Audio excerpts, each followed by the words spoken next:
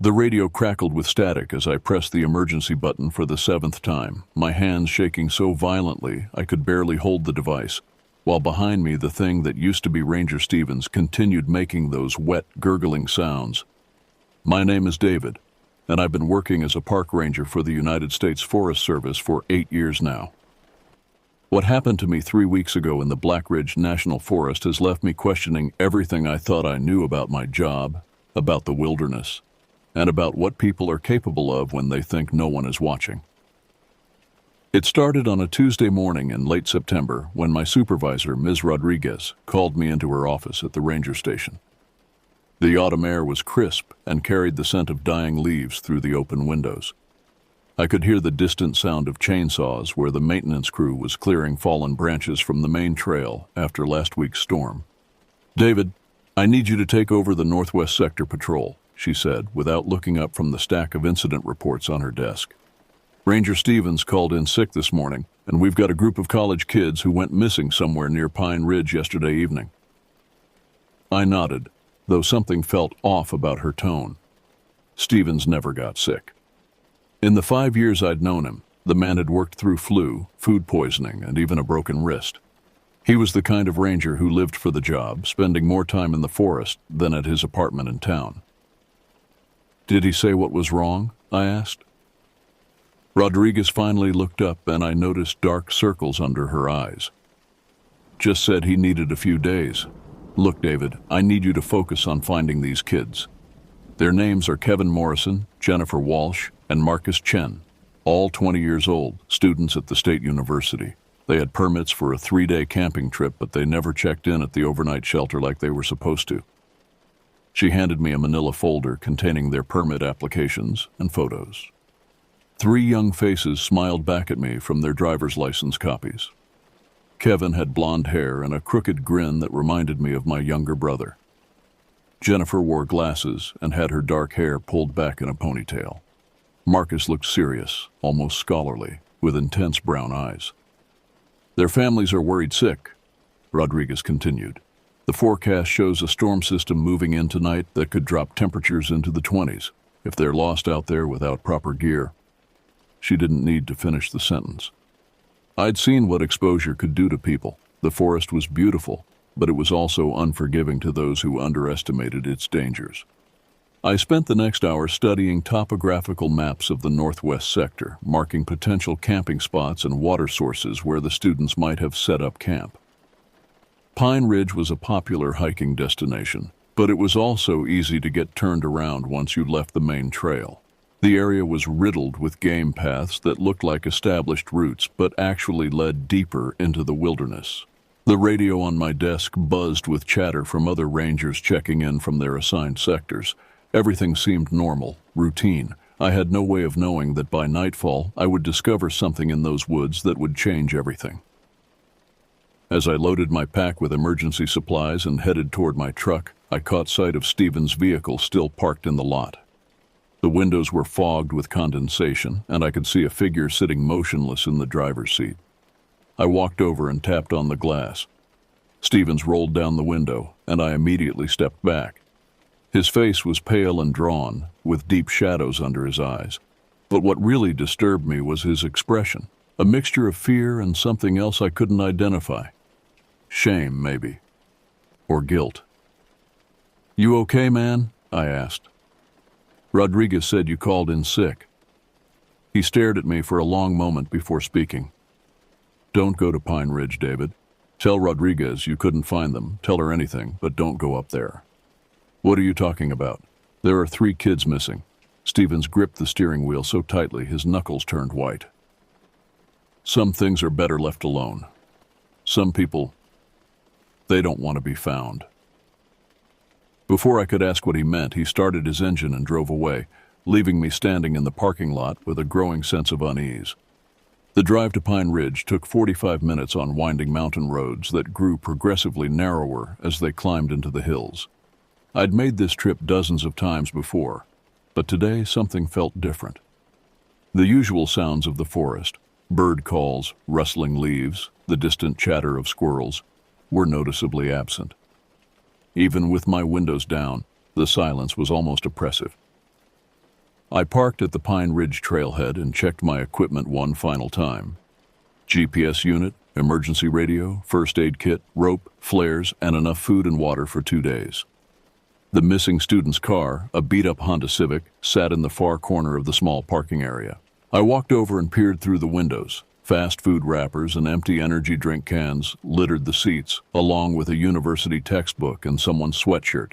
The trail register showed their entry time as 6:30 p.m. the previous evening, much later than recommended for an overnight camping trip.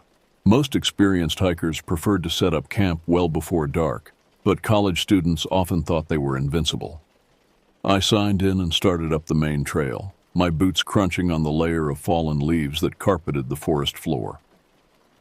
The path was well maintained for the first 2 miles, with wooden bridges spanning small creeks and occasional benches for tired hikers.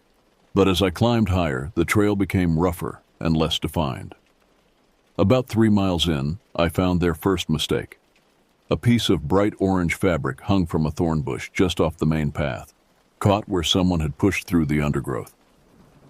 I examined the ground and found clear boot prints leading away from the trail into the denser forest. Either they'd gotten confused in the failing light, or they deliberately left the established route. I marked the location with my GPS and followed their tracks.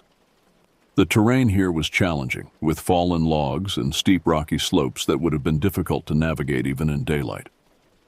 After about half a mile, I came across their first campsite, or what remained of it. 2 tents had been hastily set up in a small clearing, but both were now collapsed and partially shredded. Camping gear was scattered everywhere. Sleeping bags, cooking pots, backpacks with their contents spilled across the ground. It looked like they'd left in a hurry, abandoning most of their supplies. But there was no sign of a struggle, no torn fabric caught on branches, no disturbed earth suggesting a fight. Just the eerie impression that 3 people had suddenly decided to run into the darkness, leaving everything behind. I keyed my radio. "Base, this is David. I've located what appears to be the missing group's campsite, but they're not here. Requesting backup for an expanded search." Static answered me. I tried again, adjusting the frequency, but got nothing except electronic noise. Radio dead zones weren't uncommon in the mountains, but my GPS showed I should have had clear line of sight to the nearest repeater tower. As I stood in the abandoned campsite, photographing the scene with my digital camera, I became aware of an odd smell, sweet and cloying, like overripe fruit, but with an underlying chemical odor that made my stomach turn. I'd smelled something similar once before, at a car accident where the victim had been trapped for several days in the summer heat. Following the scent led me to a large oak tree about 50 yards from the camp. At its base, partially hidden by fallen leaves, I found a pile of what looked like animal bones. But as I knelt for a closer examination, I realized they were too large to belong to any native wildlife, and some of them showed clear cut marks, as if they'd been butchered with a sharp blade. The implications hit me like a physical blow. I stumbled backward, my heart racing, and nearly tripped over something half buried in the leaf litter. Brushing away the debris revealed a human finger, the nail painted with chipped purple polish that matched the description of Jennifer Walsh. That's when I heard the whistle. The whistle came from somewhere deeper in the forest, a long, melodic note that seemed to hang in the air for several seconds before fading away. It was immediately answered by another whistle from a different direction, then another, until I was surrounded by the haunting sounds.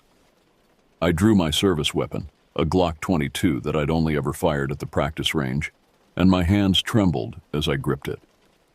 The whistles weren't random, they had a pattern, almost like a conversation being conducted in some kind of code, and they were getting closer. Moving as quietly as possible, I backed toward a large boulder that would provide some cover while I tried to get my bearings. The GPS unit showed my location as a cluster of small lakes about 6 miles from the nearest road, but the whistles seemed to be coming from all directions. I was being surrounded. Through the trees, I caught glimpses of movement, dark shapes flitting between the trunks, always staying just at the edge of my vision. When I turned my head to look directly at them, they vanished, but I could feel eyes watching me constantly.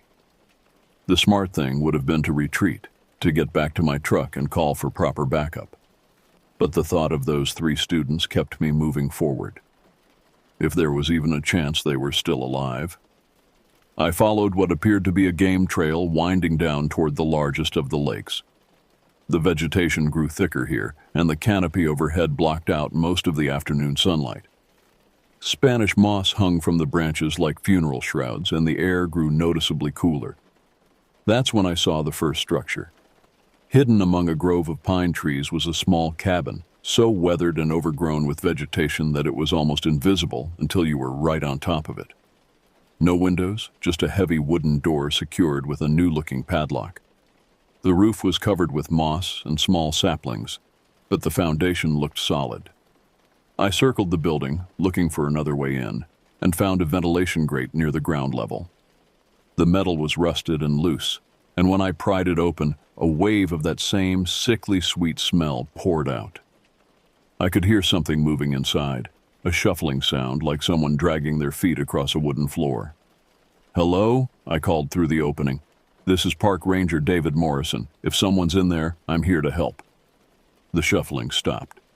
For a moment, there was complete silence. Then a voice answered. Weak, barely a whisper, but unmistakably human. "Please help us." I tried to force the grate opening wider, but it wouldn't budge enough for me to fit through. The padlock on the door was too strong to break without proper tools. I would need to go back for equipment, but first I had to know who was inside. "How many of you are there? Are you hurt?" "3 of us. They took Kevin this morning. Please hurry." It was a woman's voice, probably Jennifer. The relief I felt was overwhelming.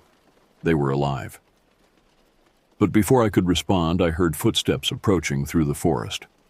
Multiple sets, moving in coordination like a military patrol.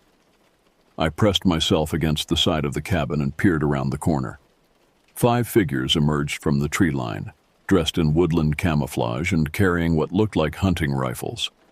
They moved with purpose, clearly familiar with the terrain, and they were heading straight for the cabin.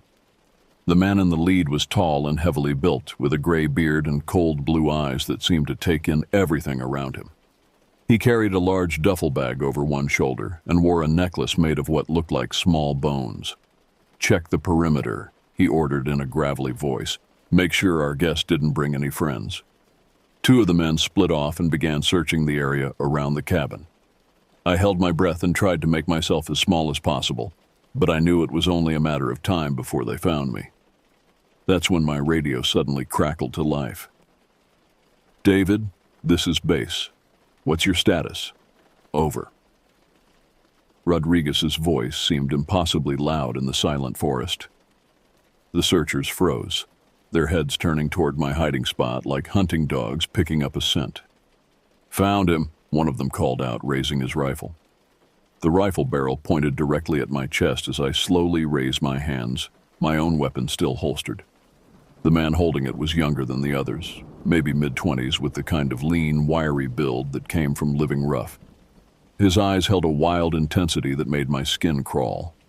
"Drop the gun belt," the bearded leader ordered. "Nice and slow." I complied, letting my equipment belt fall to the ground. The radio continued crackling with static, and Rodriguez's increasingly urgent voice calling my name. "Should we answer it?" the young man asked. "No. They'll assume he lost signal in the mountains. Happens all the time out here." The leader stepped closer, studying me with those cold blue eyes. "You're new. Stevens usually patrols this sector." The casual way he mentioned Stevens made my blood freeze. "What did you do to him?" "Nothing permanent, yet. He's been getting sloppy lately, asking too many questions. We had to remind him of our arrangement." "What arrangement?" The leader smiled, revealing teeth stained yellow from tobacco. "The same one you're going to have, Ranger. You see, my friends and I have been using this part of the forest for our activities for quite some time. Stevens understood that it was better to look the other way. Safer for everyone involved." One of the other men, a short, stocky individual with a spiderweb tattoo covering his left cheek, laughed at this. "Safer for him anyway." "Now you have a choice," the leader continued. You can be smart like Stevens, take a nice long vacation, and forget you ever saw anything up here. Or you can be stubborn, in which case you'll become part of our next project. Let the students go, I said, trying to keep my voice steady. They're just kids. They don't deserve whatever you're planning. Planning? The leader's smile widened. Oh, Ranger, you misunderstand. We're not planning anything. We're finishing something we started last night. He nodded to two of his men who grabbed me by the arms and began dragging me toward the cabin. I struggled, but they were stronger and had the advantage of numbers. The leader produced a key and unlocked the padlock, pulling the heavy door open. The smell that poured out was overwhelming, a mixture of human waste, fear, and something else that made me gag. As my eyes adjusted to the darkness inside, I could see the two remaining students huddled in the far corner. Jennifer Walsh looked exactly like her photograph, except for the terror etched across her face. Her clothes were torn and dirty, and she had what looked like rope burns around her wrists. Marcus Chen sat beside her, one arm hanging at an unnatural angle, clearly broken. Both of them stared at me with a mixture of hope and despair. "Where's Kevin?" I asked. Marcus opened his mouth to answer, but Jennifer quickly shook her head, tears streaming down her face. The message was clear. Kevin Morrison was beyond help. The men shoved me into the cabin and slammed the door. I heard the padlock click back into place, trapping us in the suffocating darkness. The only light came from the ventilation grate I'd discovered earlier, casting thin beams across the wooden floor. "Are you really a ranger?" Jennifer whispered. "Yes, David Morrison. I'm here to get you out." "They killed Kevin," Marcus said, his voice hollow. "Right in front of us. They made us watch while they—" He couldn't finish the sentence. I moved closer to them, keeping my voice low. "How many of them are there total?" "We've seen 8, Jennifer replied. "Maybe more. They've been living out here for months, maybe years. They have other cabins, other buildings. It's like a whole compound hidden in the forest." "What do they want?" Marcus and Jennifer exchanged a look. "They're hunters," he said finally, "but not animals. They hunt people. They release them into the forest and track them down like game. Kevin tried to run this morning and A sound outside made us all freeze. Footsteps approaching the cabin, accompanied by voices. "Boss wants the girl prepared for tonight's hunt," someone said. "Says she looks like she might last longer than the boy did." "What about the ranger?" "He's got other plans for him. Wants to make sure he understands the rules before we let him go." The padlock rattled and light flooded into the cabin as the door swung open. Chapter 5. The hunt begins. They dragged Jennifer out first, ignoring her screams and Marcus's attempts to shield her. I lunged forward, but the butt of a rifle caught me in the solar plexus, doubling me over in pain. By the time I could breathe again, she was gone. The stocky man with the spiderweb tattoo crouched down beside me, his breath reeking of tobacco and something worse. "Your girlfriend's got about an hour head start," he said. "Boss is feeling generous today. After that, we start tracking." "You're insane," I gasped. "Insane?" he laughed. "Nah, we're just evolved. Most people spend their whole lives as prey, never knowing what it feels like to be at the top of the food chain. We've learned the truth. There's nothing more pure than the hunt." Marcus grabbed my arm, his good hand trembling. "They're going to kill us all," he whispered. "Even if we run, even if we hide, they know these woods better than anyone. We can't win." "Listen to me," I said, keeping my voice as calm as possible. "I know these forests too. I've been working here for 8 years. There are ranger stations, emergency shelters, ways to call for help. We just have to get there." But even as I said it, I wondered if it was true. How long had these people been operating in the mountains? How many hikers and campers had simply vanished over the years, written off as accidents or exposure? And if Stevens was compromised, who else in the Forest Service might be involved? The spiderweb man stood up and walked to the door. "You've got 15 minutes to say goodbye to your friend there. Then it's his turn." The door slammed shut again, leaving Marcus and me alone in the darkness. I immediately began examining the cabin's construction, looking for weaknesses. The walls were solid logs, chinked with clay and moss. The floor was rough-hewn planks, but they seemed securely nailed down. The only possible escape route was the ventilation grate, but it was too small for either of us to fit through. "Marcus, I need you to focus on me," I said. "How's your arm?" "Broken. Happened when we first tried to run last night. I can barely move it." "Okay, we'll work around that. When they take me out, you need to try something. I noticed the hinges on this door are old and rusted. If you can find something to use as a lever." "It won't matter," he interrupted. "Even if I get out, where am I supposed to go? You heard them. They know every inch of these mountains. There's a ranger station about 12 miles southeast of here if you can make it there." 12 miles? With a broken arm? While they're hunting me?" Marcus shook his head. "I can't do it." I grabbed him by the shoulders, forcing him to look at me. "You have to try. Jennifer is out there right now, probably thinking the same thing. But if you give up, if you just sit here and wait for them to come back, then Kevin died for nothing." For a moment, I saw something flicker in his eyes, a spark of determination that hadn't been there before.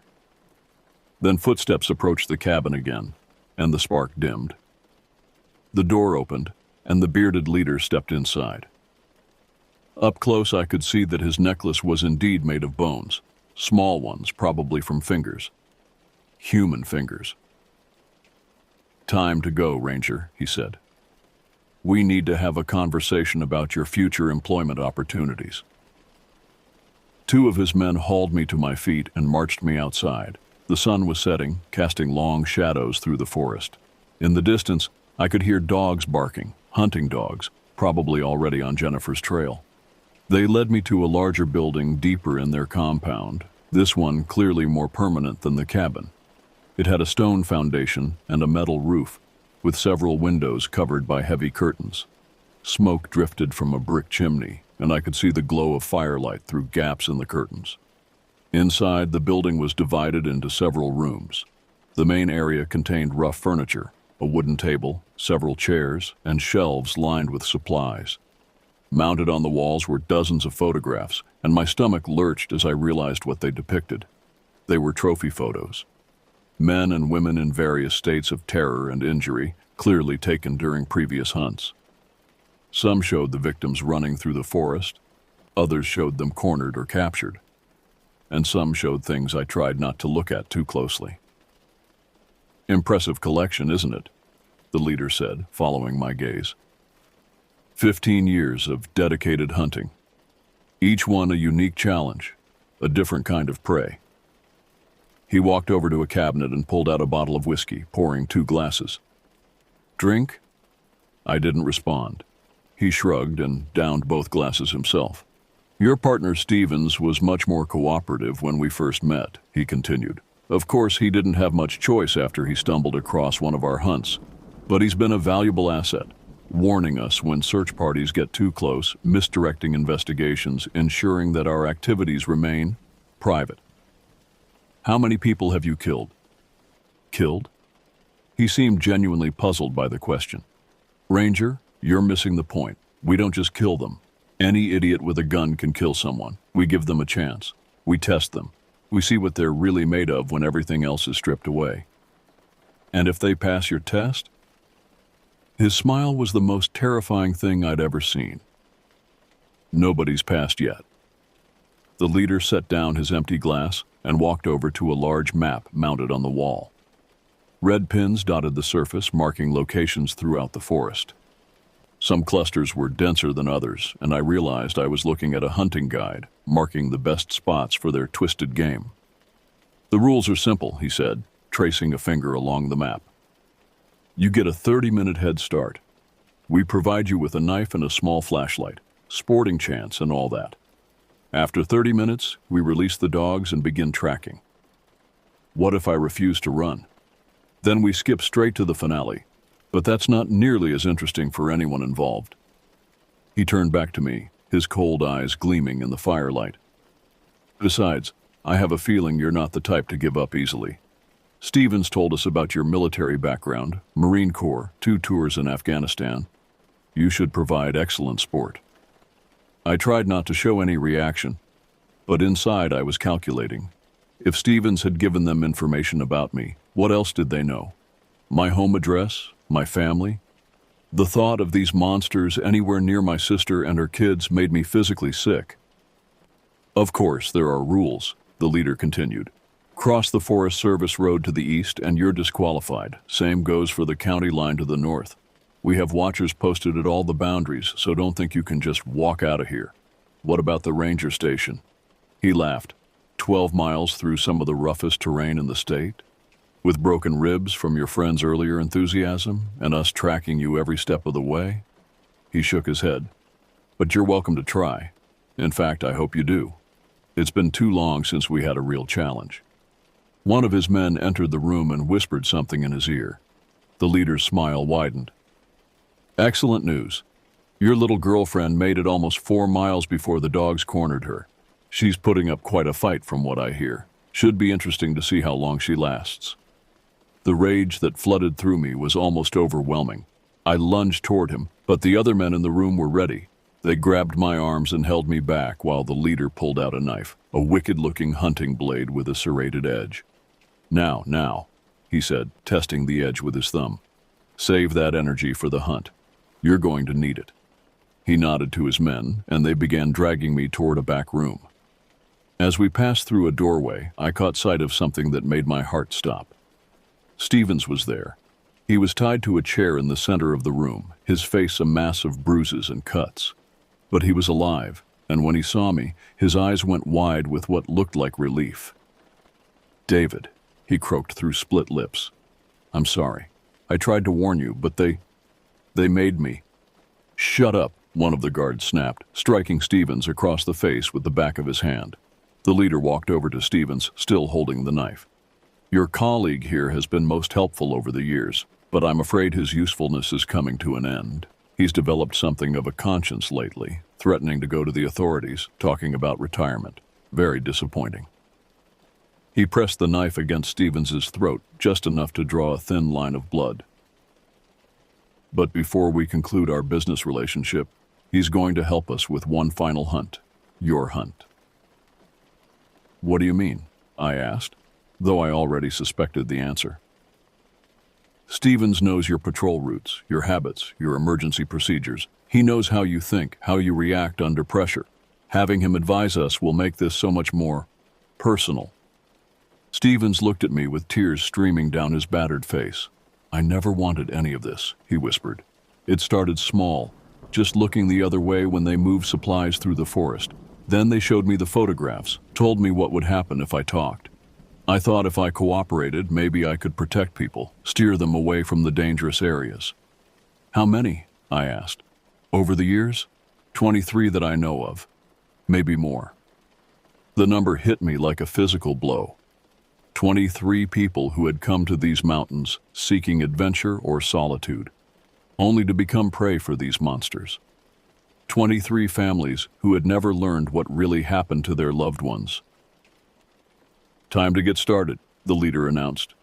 Take him to the release point, give him his equipment, and start the clock. As they dragged me away, I heard Stevens calling after me. The old mining tunnel. Remember the mining tunnel? One of the guards hit him again, cutting off his words. But I knew what he meant. About 6 miles north of here, there was an abandoned copper mine with a tunnel system that connected to the surface in several places. If I could reach it, I might have a chance to lose the dogs and circle back. They took me to a clearing about half a mile from the main compound. The sun had set completely now, and the forest was plunged into darkness. One of the men handed me a cheap plastic flashlight and a folding knife with a 4-inch blade. 30 minutes, he said, checking his watch. Better start moving. I looked at the knife in my hand, woefully inadequate against hunting rifles and trained dogs, but better than nothing. Then I looked up at the stars, barely visible through the forest canopy, and tried to orient myself toward the old mine. Behind me, I could hear them releasing the dogs. I ran through the forest with only the weak beam of the flashlight to guide me, branches whipping at my face and thorns tearing at my clothes. Every few minutes I would stop to listen, trying to gauge how close my pursuers were by the sound of the dogs barking. They were getting closer. The terrain grew rougher as I climbed higher into the mountains. My lungs burned in the thin air, and my legs felt like lead, but I forced myself to keep moving. Somewhere behind me, Jennifer was either dead or still running for her life. Marcus was probably still trapped in that cabin, waiting for his turn to become prey. I couldn't let their deaths be meaningless. The mining tunnel Stevens had mentioned was still miles away, and I wasn't even sure I was heading in the right direction. The cheap compass on my keychain was difficult to read in the weak flashlight beam, and the overcast sky made navigation by the stars impossible. After what felt like hours, I came to a small stream cascading down through a rocky gorge. The water was ice cold, fed by mountain springs, and I realized this might be my only chance to throw off the tracking dogs. I waded into the stream and began following it upstream, hoping the running water would mask my scent. The current was stronger than it looked, and more than once I nearly lost my footing on the slippery rocks. But the sound of the dogs was growing fainter, so I pressed on. My legs were numb from the cold water, and my boots squelched with every step, but I was putting distance between myself and my hunters. That's when I heard the whistle again. It came from somewhere ahead of me. That same melodic note I'd heard earlier at the abandoned campsite. But this time, it was answered immediately by another whistle from behind me, then another from my left. They had spread out to surround me, using some kind of communication system to coordinate their movements. I scrambled up the bank of the stream and crouched behind a fallen log, trying to control my breathing. The flashlight beam was growing dimmer, and I realized the cheap batteries were already dying. In a few more minutes, I would be stumbling through the forest in complete darkness. A branch snapped somewhere to my right, then another to my left. They were closing in, moving through the forest with the confidence of people who knew every tree and rock. I was the outsider here, the prey animal blundering through their territory. I thought about Jennifer, probably dead by now, and Marcus, waiting helplessly for his turn. I thought about Stevens, beaten and broken, forced to help his captors hunt down his own colleagues. And I thought about the 23 other people who had died in these mountains, their bodies probably buried in unmarked graves scattered throughout the forest. The rage that had been building inside me since I first saw those trophy photographs finally boiled over. I was tired of running, tired of being hunted like an animal. It was time to turn the tables. I found a softball-sized rock and threw it as hard as I could into the trees to my left. It crashed through the branches and hit the ground with a loud thump. Immediately, I heard movement in that direction, at least 2 men converging on the sound. While they were distracted, I circled around to my right, moving as quietly as possible through the underbrush. My plan was simple. Get behind one of the hunters, take his weapon, and even the odds. It wasn't much of a strategy, but it was better than running blindly through the forest until exhaustion or hypothermia killed me. I found my target about 50 yards away, crouched behind a tree with a rifle trained toward where I'd thrown the rock. He was young, maybe early 20s, with the same wild intensity I'd seen in the man who'd first captured me. A radio clipped to his belt crackled with whispered communications from the other hunters. I waited until he keyed the radio to report his position, then moved in fast. The folding knife slid between his ribs like it was meant to be there, and he dropped without making a sound. I caught his rifle before it could hit the ground and checked the ammunition, fully loaded, with a spare magazine in his pocket. For the first time since this nightmare began, I felt like I had a real chance. The radio on the dead man's belt buzzed with an incoming transmission. Unit 3, report your position, over. I picked up the radio and tried to mimic his voice. Still tracking the target, moving north toward the ridge, over. Copy that. Unit 5 is moving to intercept. Watch for our signal. Over. Perfect. I knew exactly where Unit 5 would be waiting. I moved through the forest with new purpose, the rifle comfortable in my hands despite the years since my military service. The night vision scope attached to the weapon gave me a significant advantage. I could see them long before they could see me. Unit 5 was positioned exactly where I expected, at a narrow passage between two rocky outcroppings that would have been a perfect ambush point if I'd continued running north. But instead of walking into their trap, I climbed up onto the rocks above them and waited. There were two of them, including the stocky man with the spiderweb tattoo. They lay flat against the ground, rifles aimed down the trail, completely focused on watching for their fleeing prey. Neither of them thought to look up. The first shot took spiderweb through the center of his back. He died instantly, never knowing what hit him. His partner spun around, searching for the source of the gunfire. But by then, I'd already moved to a new position. The second shot caught him as he tried to scramble for cover. The radio chatter exploded into panicked voices as the remaining hunters realized their prey had become a predator. I listened to their communications, learning their positions and their increasingly frantic attempts to coordinate a response. They were scattered across several square miles of forest, and their leader's voice had lost its earlier confidence. All units converge on the ridge. Priority Alpha. The target is armed and has taken out Units 3 and 5. Repeat. The target is armed and extremely dangerous. I smiled grimly and began working my way back toward their compound. While they were rushing to the ridge looking for me, I would be hitting them where they were most vulnerable. The return trip took less than an hour since I now knew the terrain and wasn't trying to hide my movements. The compound was almost deserted, with only one guard posted outside the main building. He was smoking a cigarette and talking on a cell phone, probably calling for reinforcements from wherever these people had come from originally. I put a bullet through his head from 200 yards away and moved in fast. The main building was unlocked, and I could hear voices from the back room where they'd been holding Stevens. 3 men by the sound of it, probably interrogating him for more information about my habits and training. I kicked open the door and started firing. The first 2 went down immediately, but the third managed to dive behind an overturned table. Stevens, still tied to his chair, looked at me with desperate relief. "Behind you!" he shouted.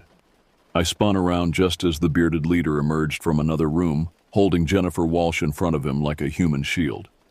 She was battered and bloody, but alive. The knife at her throat drew a thin line of blood as he pressed it against her skin. "Drop the rifle," he ordered, "or the girl dies." "She's going to die anyway," I replied, keeping the weapon trained on him. "Just like all the others." "Maybe, but you can give her a few more minutes of life. Isn't that worth something?" I could see the calculation in his eyes. He was hoping I would hesitate, that some misguided sense of chivalry would make me lower my weapon. But I'd learned a different kind of math in Afghanistan, where sometimes saving one life meant sacrificing another. "Jennifer," I said, keeping my voice calm and steady. "When I count to 3, drop down as fast as you can. 1. The leader's eyes widened as he realized I wasn't going to negotiate. "You're bluffing. You won't risk her life. 2. He pressed the knife harder against her throat, but I could see the panic starting to set in. This wasn't going according to his script. His prey was supposed to be helpless, desperate, willing to do anything to survive. 3. Jennifer dropped like a stone, and I put 2 bullets through the leader's chest before he hit the ground. He looked up at me with those cold blue eyes, blood frothing from his lips, and tried to say something. But whatever his final words were supposed to be died with him. I cut Stevens and Jennifer free, then helped Marcus out of the cabin, where he'd been waiting in terrified silence. By dawn, search and rescue teams were swarming through the compound, documenting evidence and searching for more victims. The remaining hunters had scattered when they realized their leader was dead, but state police were coordinating a manhunt that would eventually bring most of them to justice. It took 3 weeks to process all the evidence we found at the compound. 27 bodies buried in shallow graves throughout the forest. Dozens of photographs and video recordings documenting years of systematic murder. Financial records showing how they'd been selling access to their hunts to wealthy clients who wanted the ultimate trophy. Stevens recovered from his injuries and testified against the surviving members of the group.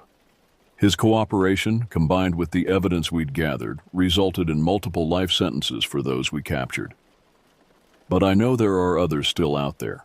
Clients who participated in the hunts, accomplices who helped maintain the operation, people who knew what was happening and chose to look the other way.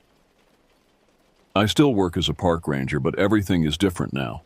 When families report missing hikers, when search teams find abandoned campsites, when someone doesn't return from what should have been a routine wilderness trip, I remember those trophy photographs.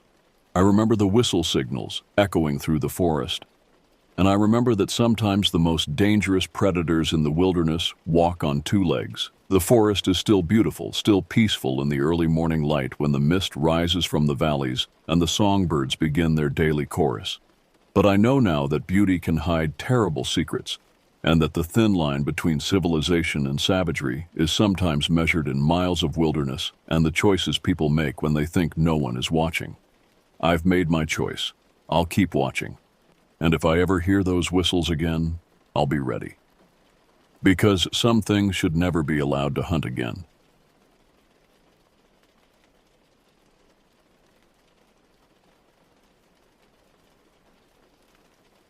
I remember how the fire crackled that evening, casting jittery shadows across our campsite in the Adirondack Mountains. It was late June 2023, and at 16, I considered myself something of a wilderness expert. My parents were chatting with some neighbors from the adjacent campsite, swapping stories about fishing spots and the best ways to avoid encounters with wildlife. The air smelled of pine and wood smoke, comforting scents that had accompanied every summer camping trip since I was 7. Jason sat across the fire from me, absently poking at the embers with a stick. We'd been friends since elementary school, bonded by our shared love of the outdoors. He caught my eye and raised an eyebrow, our silent signal. Despite the comfort of the campfire's glow, restlessness tugged at me. Our families would talk for hours, retelling the same stories they shared every year. Meanwhile, the forest beyond our tents beckoned with promise. "I'm getting another soda," I announced to no one in particular. My mother nodded without breaking her conversation. Jason stretched and mumbled something about needing to grab his jacket from his tent. Our midnight explorations had become tradition over the years, quick adventures while our parents remained oblivious, believing us to be safely within the campground's boundaries. I was so sure of myself back then. 5 consecutive summers of camping had convinced me I knew all the forest's rhythms, which animals emerged at dusk, which trails looped back to the main path, how far I could wander before risking disorientation. The darkness held no mystery I couldn't decode, or so I believed with the unearned confidence of adolescence. "Same route as yesterday?" Jason asked as we slipped past the row of tents at the edge of our campsite. "Let's go farther tonight," I suggested, feeling unusually bold. "I want to check out that ridge we saw during the hike." Jason hesitated. "That's pretty deep in, isn't it?" I shrugged, unwilling to admit that something about tonight felt different. The moon hung low and heavy, periodically vanishing behind drifting clouds. The forest beyond our tents seemed to absorb the darkness rather than merely exist within it, as though the trees themselves were pressing inward, contracting around our small pocket of civilization. A strange uneasiness nagged at me, but I refused to acknowledge it. Pride has always been my downfall. We stood at the perimeter of the campground, that invisible boundary between safety and adventure. The glow of multiple campfires dotted the clearing behind us, while ahead lay only shadow and mystery. Jason clicked on his flashlight, casting a narrow beam that barely penetrated the wall of trees. "You sure about this?" he asked, voice dropping to a whisper, though no one was near enough to hear. I nodded, ignoring the faint tremor that ran through me. "We've gone out at night dozens of times. What's different about tonight?" What was different? Something in the atmosphere, perhaps. The unusual stillness of the air, the absence of the typical forest ambiance. No cricket chorus, no distant owl hoots. Just a pressing silence that seemed to wait for something. "We'll just go to the first clearing and back," I promised, though I had no intention of cutting our adventure short. 30 minutes tops. Jason nodded, seemingly reassured. I led the way, stepping carefully over the border of small stones that marked the edge of the designated camping area. There's a certain electric thrill in leaving the secure glow of civilization and stepping into near-total darkness. The forest immediately enveloped us, and the temperature dropped several degrees. Twigs snapped beneath our shoes, each crack amplified in the unusual quiet. The smell of damp earth hung thick around us, carrying hints of decay and growth simultaneously. Usually we hovered around the outskirts, close enough to still glimpse the reassuring embers of our campfire through gaps in the foliage. But tonight, some combination of boredom and bravado pushed us to test our boundaries. "Let's head toward that ridge," I suggested, pointing vaguely northeast. "Should take us 15 minutes to reach it." 15 minutes is already farther than we usually go," Jason remarked, but he followed without further protest. We moved deeper into the woodland, our flashlight beams bouncing erratically across twisted trunks and dense undergrowth.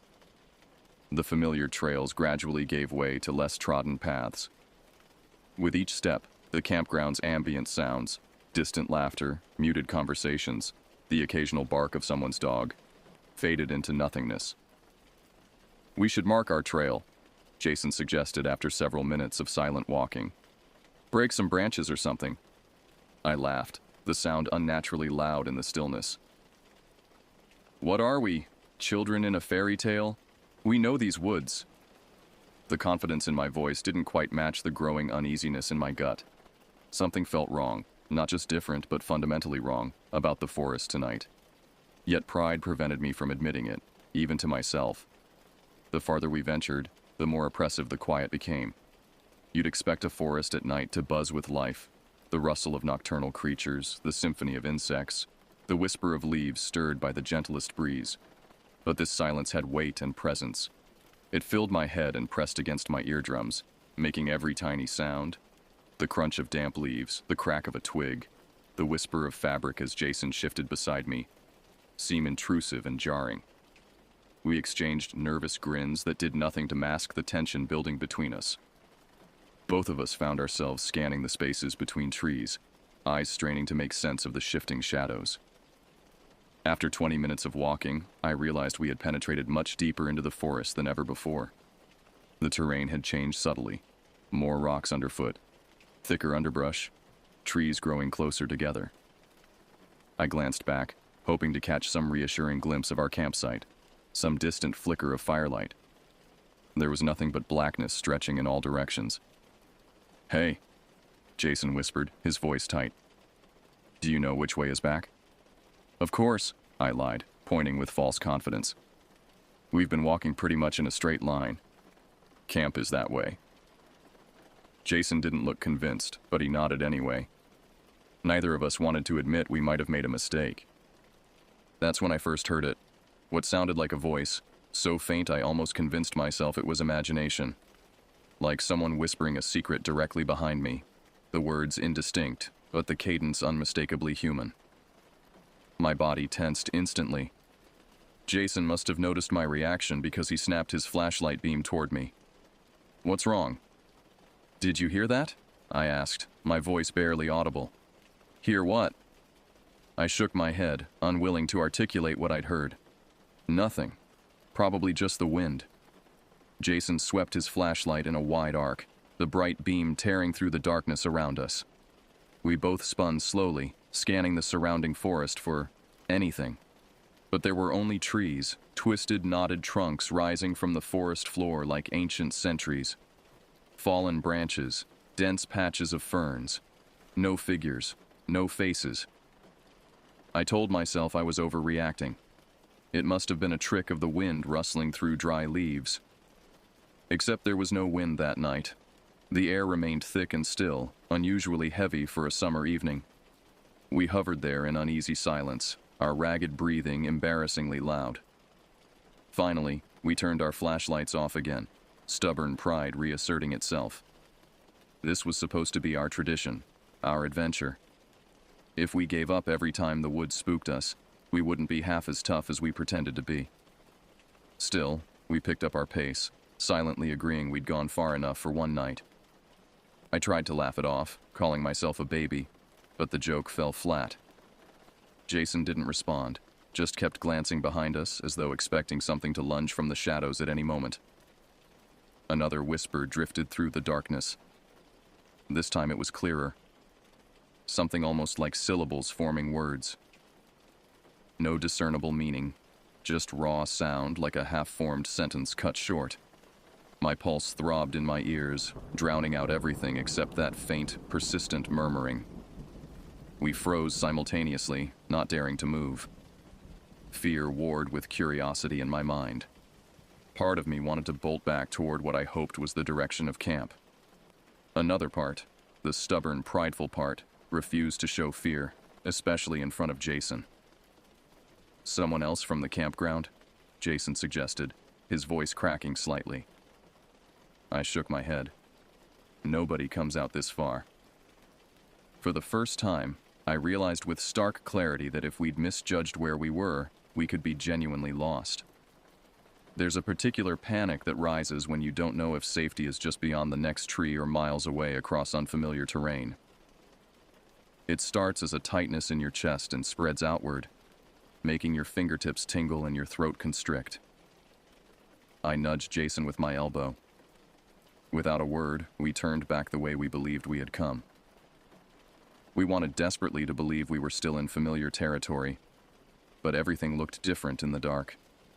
Every knotted trunk seemed like an unfamiliar face, every shifting shadow a hidden threat. The air felt charged with strange energy, sending waves of goosebumps up my arms despite the summer warmth. Then came a jolt of realization. We weren't hearing nighttime critters or a breeze stirring leaves. Something was out here, making those sounds. Something with a voice. And it didn't feel like a wandering camper singing off-key or whispering to a friend. It sounded wrong. The cadence was off, the timbre unnatural, as though someone had forgotten how human speech was supposed to sound. We walked faster, our earlier bravado evaporating with each step. My flashlight quivered in my grip, its beam dancing erratically across the forest floor. Each footfall crackled over fallen branches and dried leaves, broadcasting our presence to whatever might be listening. Jason locked eyes with me, and in that glance I saw the same mix of fear and stubborn determination I felt. We weren't about to break into a panicked run, not yet. But deep down, I think both of us wanted to. Branches scraped against our arms, snagging our sleeves and leaving thin scratches across exposed skin. The hush of the forest turned oppressive, as if every living thing was collectively holding back, watching our progress with silent interest. Just when I thought my nerves couldn't stretch any tighter, another whisper sliced through the silence. It was close, so close I almost felt breath on the back of my neck. I spun around, heart hammering against my ribs, but saw only darkness. Jason and I stopped dead in our tracks. We exchanged a look that all but screamed, "This is enough." We had no clue what was lurking out here, but it wasn't something we wanted to meet. We switched on our flashlights without hesitation this time, sweeping the beams over the undergrowth and between the trees. My mouth felt parched, my throat tight with fear. I just wanted to see a familiar landmark, anything to reassure me we were on the right path home.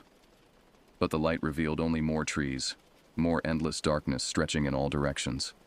No sign of the main trail, no glimpse of distant campfires. Nothing but forest. A swell of dread rose in me. It wasn't just about being lost anymore. It was the sinking sense that something was out here, moving just out of sight, watching us stumble blindly through its domain. "I think we need to head west," I said, trying to keep my voice steady. "The campground should be that way." "How do you know which way is west?" Jason demanded, panic edging into his tone. I didn't. I was guessing, desperately trying to maintain some illusion of control over the situation. I grabbed Jason's arm and pulled him forward in the direction that felt right. We both knew we had to keep moving, had to find our way back to our campsite's warm glow, where maybe we could laugh this off in the safety of flickering firelight. But a deep part of me knew that even if we managed to find our way home, the night wouldn't let us off so easily. Something had changed, and the forest wasn't about to let us forget how vulnerable we truly were. By the time Jason and I decided we couldn't push our luck any further, the darkness around us felt almost suffocating. We forced ourselves to keep moving toward what we hoped was the way back, every step echoing like a beacon announcing our presence. The quiet we'd been half ignoring earlier now felt unsettlingly total. Even though there were two of us, I couldn't help feeling like a lone trespasser in a place where humans didn't belong. I raised my flashlight, heart pounding against my ribs. Something flickered across the edge of its beam. A shape hunched in the undergrowth about 20 yards ahead. In that split second, every instinct shouted to turn around and run, but my feet stayed rooted to the spot. Jason caught sight of it too, and his grip tightened on my arm until I could feel fingernails digging into my skin. Neither of us spoke.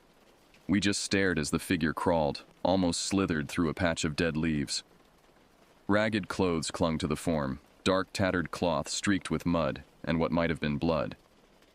At first, I couldn't decide if it was human or animal. The posture seemed wrong, too low to the ground, too fluid in its movements. A muffled voice reached my ears.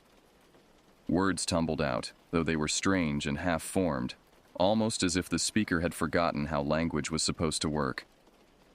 Disjointed phrases, fragments of sentences that made no immediate sense. Jason flicked his flashlight higher, illuminating the person's face. It was a woman, perhaps in her 30s, her features pinched with fear or delirium. Dirt smeared her cheeks and forehead, and her hair stuck out in clumps, tangled with leaves and small twigs. She looked at us with wide, frantic eyes that reflected our flashlight beams like those of a cornered animal. I stood there, too stunned to move. The woman pulled herself upright, swaying dangerously, and mumbled something about finding her campsite. There was a desperation in her voice that felt all wrong this far into the woods at this hour. "Please," she said, the word clear among the garbled phrases. "Can't find my way back." Part of me wanted to back away. Everything about her presence set off internal alarms. She shouldn't be here, alone in the darkness crawling through the underbrush. But she looked helpless in a way that couldn't be ignored. Lost, confused, possibly injured. Jason and I exchanged glances, and even though terror still coursed through me, I knew we had to do something. We couldn't leave her out here, not in this state.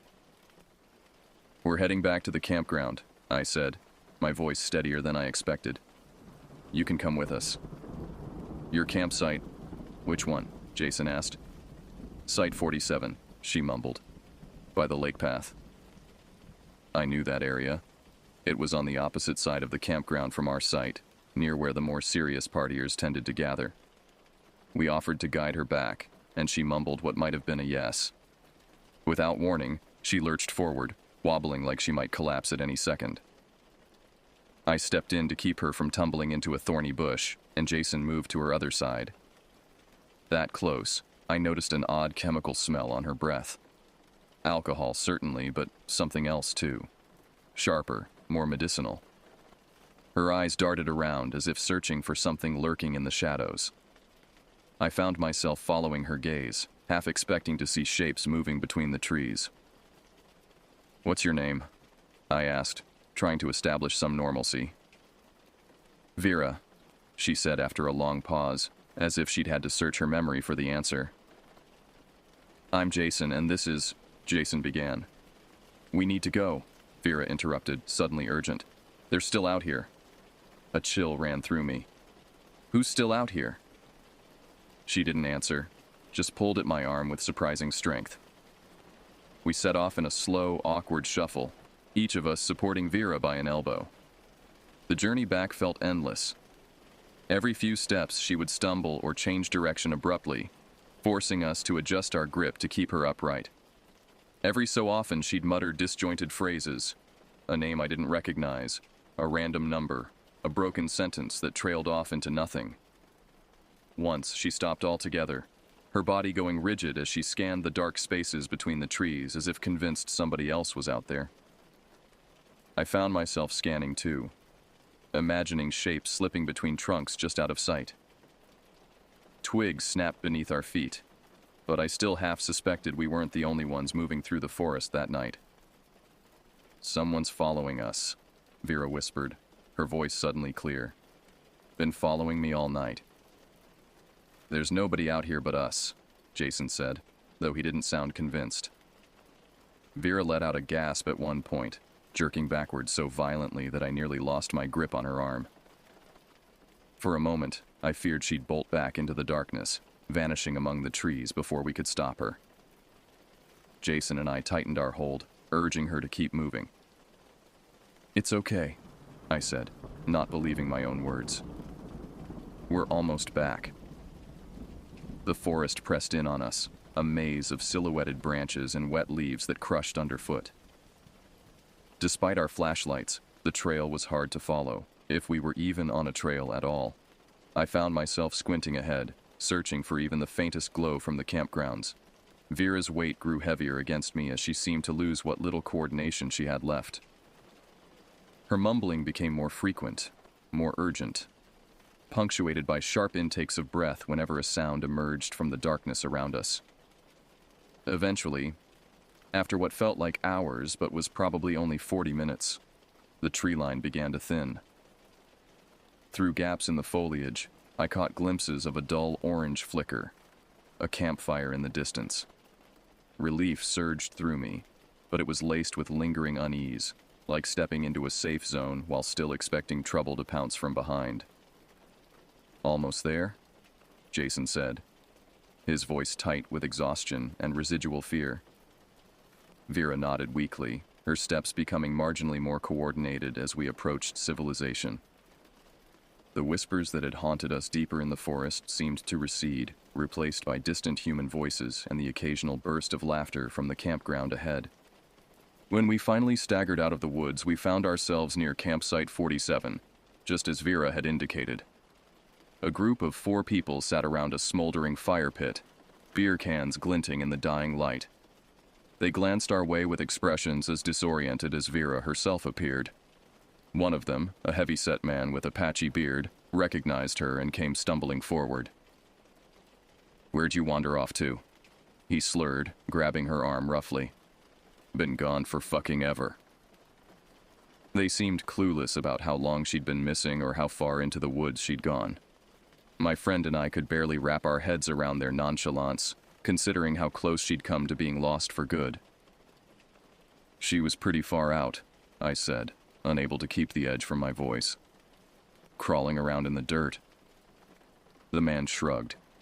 "She does that sometimes when she's had a few too many. Gets these, ideas in her head." Another member of their group, a woman with dyed blonde hair, approached and helped guide Vera to a log by their dying fire. "Thanks for bringing her back," she said with more sincerity than the man had shown. "She wandered off after we finished a bottle of whiskey, probably looking for a place to pee and got turned around." We helped Vera sit down, and the group thanked us in that half-dazed, unbothered way of people who'd been drinking heavily. No questions about the unnerving trek through pitch-black woods, or the bizarre ramblings she'd uttered along the path. Just a casual shrug of relief, like it was no big deal. Jason and I stepped away, still rattled by everything we'd experienced. The tension from that search in the dark clung to us, and everything about our own campsite, our families chatting, the warm flicker of our own fire, now felt like a haven we'd taken for granted. We walked back in near silence, each lost in our own thoughts. The woods seemed calmer here, maybe because the camp was so close, but I caught myself glancing behind me, expecting to see some other figure staggering out of the shadows. Even safe in the ring of familiar tents and hushed conversation, a part of me stayed on edge. I knew I wouldn't sleep soundly that night, maybe not for the rest of the trip. Our families asked if we had fun on our walk, and we fed them some half-truths. We weren't ready to relive the details, and they probably wouldn't have believed how terrifying the whole thing had felt. Later, when I tried to rest in my sleeping bag, I kept picturing Vera's dirt-streaked face and the haunted look she'd given the trees around us. I wondered what she'd really been running from out there, what she thought was following her.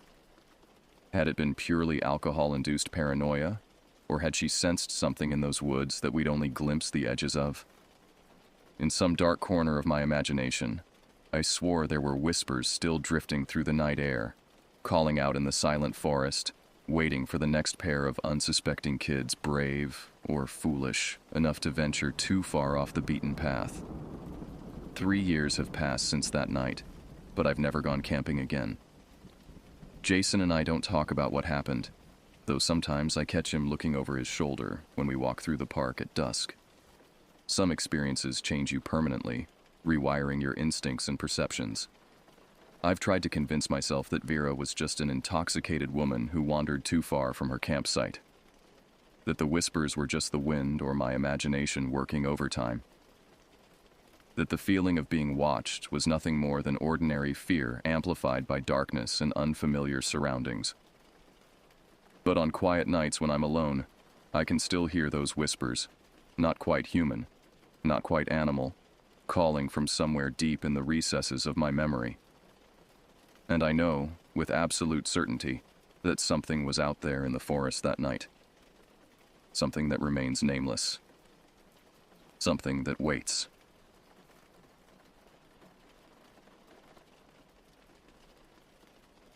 I've always found solace in the outdoors.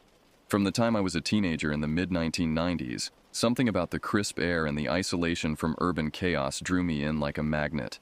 Now, at 42, I've logged hundreds of nights under the stars, from quick weekend getaways to week-long expeditions through some of the most remote areas this side of the Mississippi.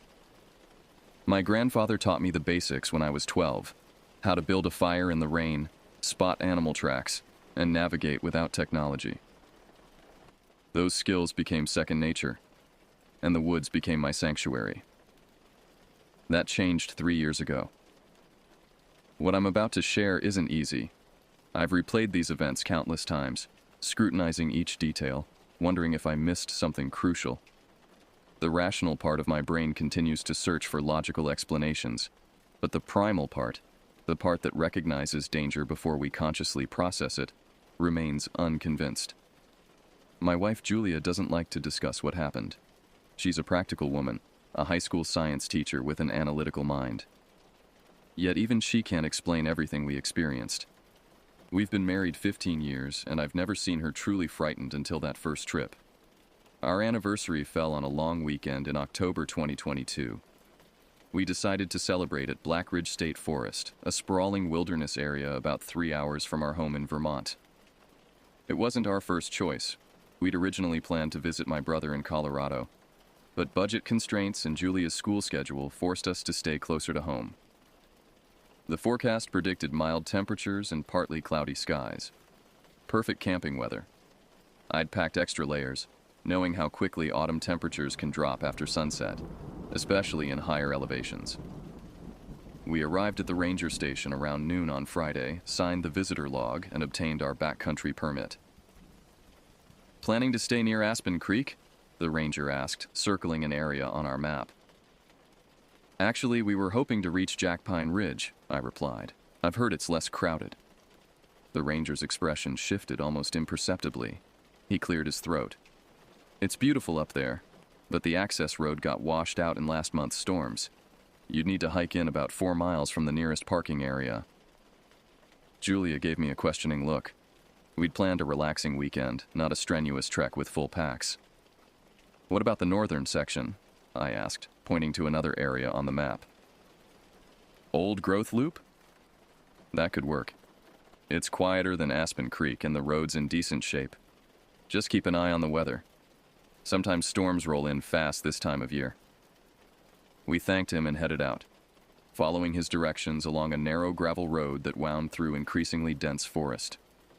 The drive felt peaceful, with occasional glimpses of wildlife. A fox darting across the path, a hawk circling overhead. As we penetrated deeper into the forest, cell service vanished, and the radio signal deteriorated into static. "This is exactly what we needed," Julia said, gazing out the window at the towering pines. "A complete disconnect." I nodded in agreement, though something about the ranger's hesitation lingered in my mind. Had there been a warning in his tone when he mentioned Jack Pine Ridge? Or was I projecting my own unease onto an innocent conversation? We reached the designated parking area around 2 p.m. Only one other vehicle occupied the small clearing, an older model pickup truck with local plates. The air felt unusually still as we stepped out of our SUV. No breeze rustled the leaves, no birds called from the branches above. Just a thick, oppressive silence that seemed to absorb every sound we made. "It's so quiet," Julia whispered, almost reluctantly, as if speaking at normal volume might disturb something. I nodded, hoisting my pack onto my shoulders. Probably just the time of day. Animals tend to be less active in the afternoon. We consulted our map one final time before setting off along a faint trail that snaked between ancient trees. The path gradually ascended, leading us deeper into the forest. After about 40 minutes of hiking, we reached a small clearing that offered a perfect campsite. Level ground, a natural rock formation that would block wind, and enough open sky to view the stars later. As we began setting up our tent, I couldn't shake the sensation of being watched. Several times I paused to scan the surrounding trees, but nothing appeared out of place. Just endless trunks stretching into deepening shadows. "Everything okay?" Julia asked, noticing my distraction. "Just taking in the scenery," I lied, forcing a smile. By the time we finished establishing our camp, the first hints of evening approached. The temperature began its expected decline, and the previously still air stirred with a faint breeze. I gathered kindling for our fire while Julia organized our cooking supplies. That's when I noticed the first oddity. A series of shallow depressions in the soft earth near the edge of our clearing. They resembled footprints, but not quite human and not quite animal. The pattern seemed erratic, as if whatever made them had been moving in confused circles. I almost called Julia over to look, but thought better of it. Why start our weekend with unnecessary concerns? Instead, I dragged a fallen branch across the marks, effectively erasing them from view. As dusk settled over the forest, we prepared a simple dinner of dehydrated chili and cornbread. The flames from our small fire cast dancing shadows across the clearing, creating an illusion of movement in the peripheral vision. We talked about mundane things, work stress, home renovation plans, an upcoming visit from Julia's parents. Normal conversation that helped mask the growing unease that had settled in my gut. Around 9 p.m., the wind began to intensify. What had started as a gentle breeze transformed into gusts that rocked the upper branches of the surrounding pines. The sky, which had been relatively clear upon our arrival, now darkened with rapidly moving clouds. "Weather changing faster than expected," I commented, securing loose items around our campsite. Julia glanced upward, concern etching lines across her forehead. "Should we pack up? Head back to the car?" I checked my watch. "It's getting pretty dark for hiking out. Let's wait and see if it passes. Our tent is rated for tough conditions." In retrospect, that decision marked the beginning of everything that followed. Had we left then, perhaps the subsequent events would never have occurred. But hindsight offers little comfort when confronting the inexplicable. The wind accelerated with alarming speed. Within an hour, it howled through the canopy with such force that the entire forest seemed to groan in protest. We retreated to our tent, abandoning the fire pit to the mercy of the elements. Inside, we arranged our sleeping bags and settled in for what promised to be a tumultuous night. "I've never heard wind like this," Julia said, her voice barely audible above the roar outside. "It sounds deliberate." I knew exactly what she meant. There was a rhythmic quality to the gusts, almost like breathing. Inhale, exhale, pause, repeat. Each cycle grew more intense than the last. "It's just the way it's channeling through the ridge," I explained, though I wasn't convinced by my own reasoning. Wind can create strange acoustic effects in forests. Julia nodded but pulled her sleeping bag tighter around her shoulders. We lay side by side, listening to the escalating tempest. The tent fabric flapped violently, and our aluminum poles flexed to dangerous limits. Rain began to fall, first as scattered drops, then as a torrential downpour that drummed against the rainfly with machine gun intensity. At approximately 11:30 p.m., the first tree fell. The crack reverberated through the ground beneath us, a deep splintering sound followed by a tremendous crash that shook the earth. Julia grabbed my arm, her fingers digging into my skin. "That was close," she whispered. "Too close," I agreed, fumbling for my flashlight. The storm's ferocity increased with each passing minute. Wind gusts bent our tent almost flat against the ground before releasing it to spring back into shape. The rain transformed into hail, pelting our shelter with ice pellets that sounded like thrown gravel. Beneath this cacophony of natural forces, another sound emerged, something distinctly out of place. Methodical, deliberate footsteps circling our tent. At first I thought it might be fallen branches rolling across the ground, pushed by the wind. But the pattern was too consistent, too intentional. "Do you hear that?" Julia whispered, her eyes wide in the dim light of our lantern. I nodded, placing a finger to my lips. The footsteps paused directly outside our tent door.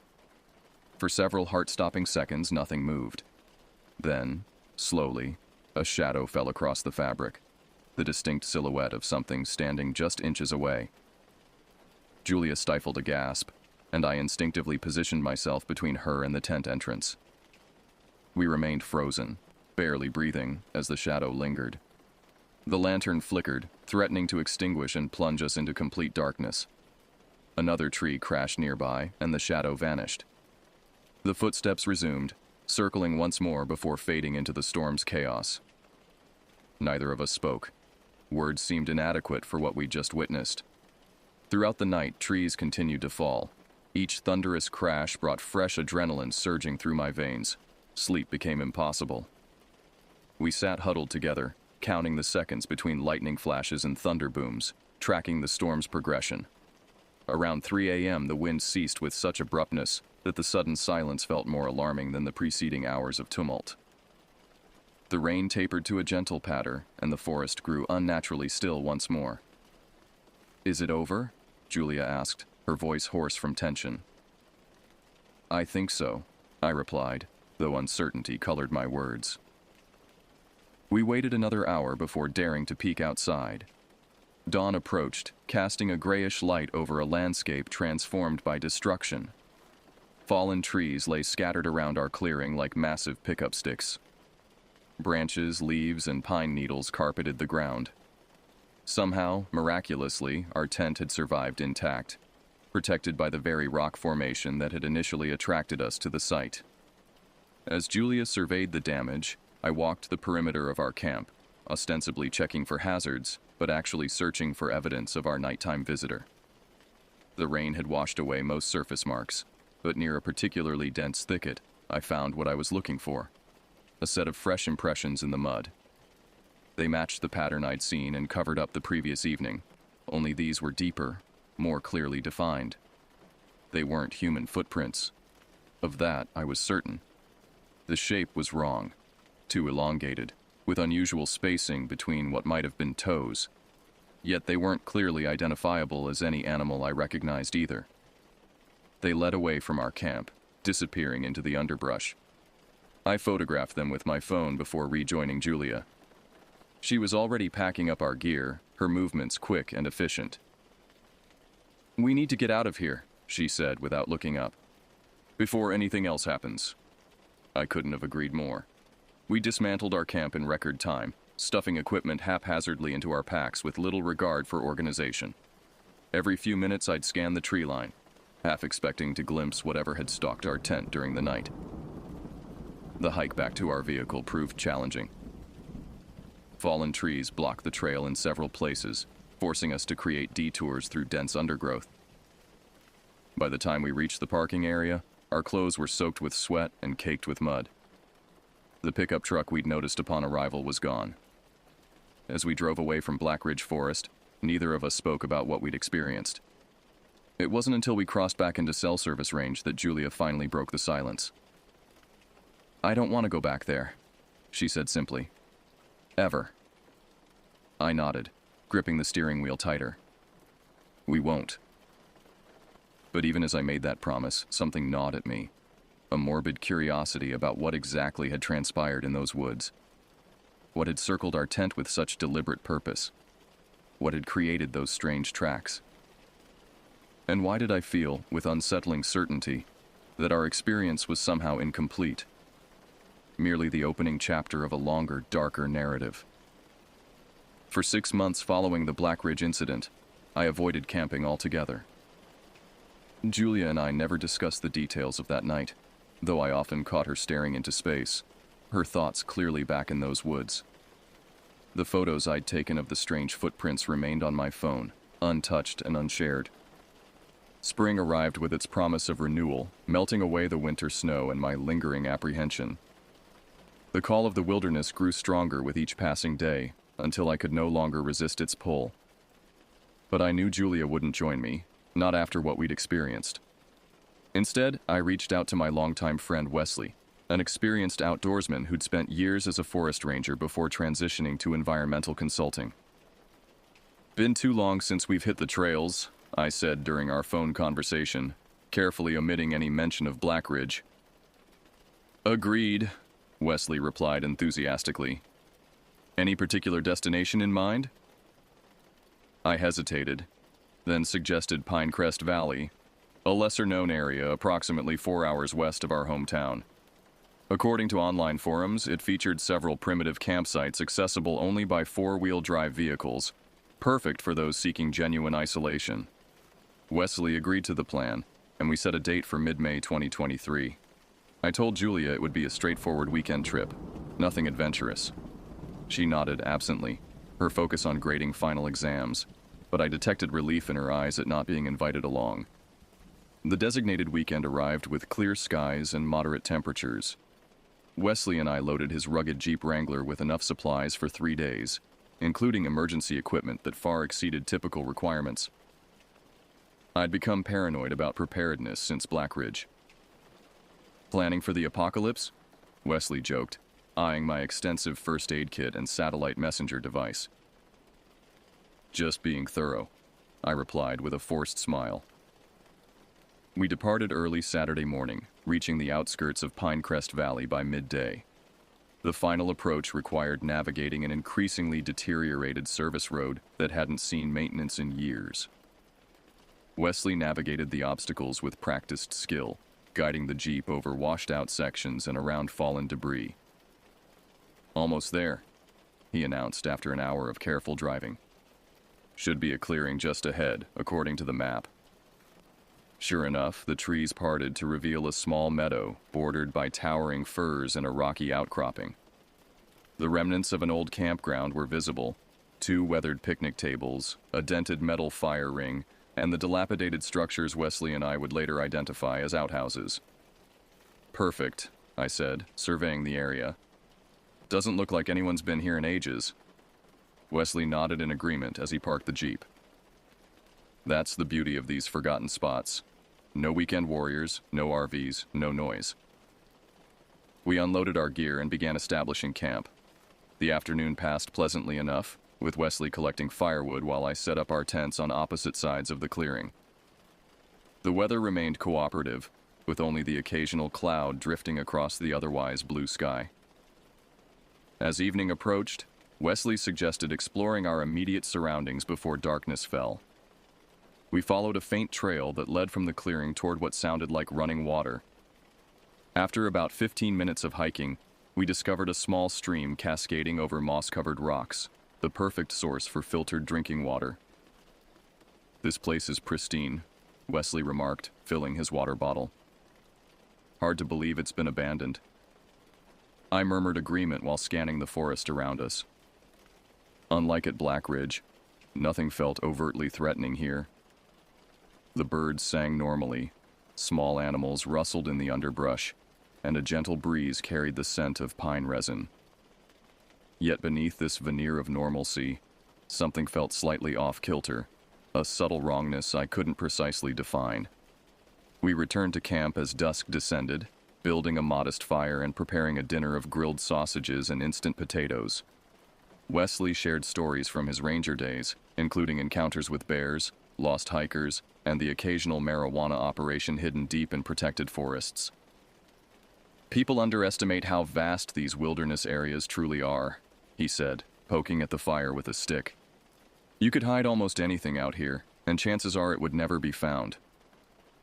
The comment sent an involuntary shiver down my back. Speaking of hidden things, I said, attempting to sound casual, I need to use the facilities. Which outhouse did you check earlier? Wesley gestured toward the structures at the far edge of the clearing. I used the one on the right. The left one seemed a bit sketchy, door barely hanging on its hinges. I nodded and grabbed my flashlight, making my way across the darkened campsite toward the outhouses. They were typical backcountry constructions, simple wooden boxes perched over deep pits with rudimentary doors for privacy. The right-hand structure, as Wesley had indicated, appeared marginally more stable than its companion. After finishing my business, curiosity drew me toward the left outhouse. Something about Wesley's casual dismissal of it as sketchy piqued my interest. I approached cautiously, playing my flashlight beam across its weathered exterior.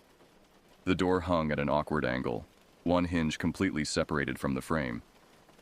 I hesitated, then pulled the door open with a protesting creak. The smell that greeted me wasn't the expected outhouse stench, but something mustier, like old canvas and dust. My flashlight illuminated the interior, revealing a startling sight that momentarily stopped my breathing. 3 enormous backpacks leaned against the rear wall, partially obscuring the toilet seat. They weren't casual day packs, but serious expedition gear, the kind designed for multi-week wilderness treks. A light coating of dust suggested they'd been there for some time, yet not long enough to suffer significant deterioration from exposure. I stepped closer, examining them without touching. 2 appeared to contain standard camping equipment. I could make out the shapes of sleeping bags, cooking utensils, and what looked like clothing through partially open zippers. The 3rd backpack, however, was the true anomaly. It was filled to capacity with Skittles candy packages.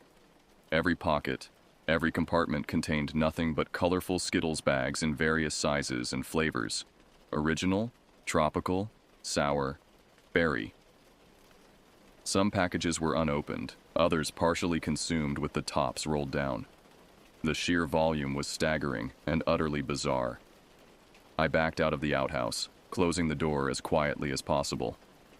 Wesley looked up from the fire as I returned, his expression questioning.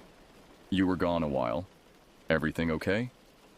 I hesitated, then decided honesty was necessary. You need to see what's in that left outhouse. Wesley's eyebrows rose, but he stood without comment and followed me back across the clearing.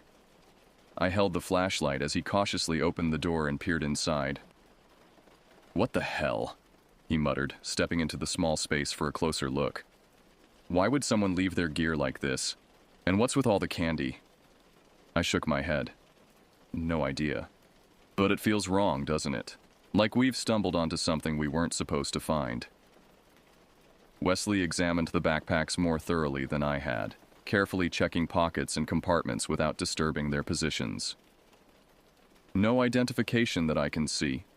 No electronics either, no phones, GPS devices, nothing. How long do you think they've been here? I asked. Based on the dust and condition, I'd guess a few months, possibly since last fall. He frowned, tapping the Skittles-filled pack with his knuckle. This makes no sense. Who needs this much candy on a camping trip?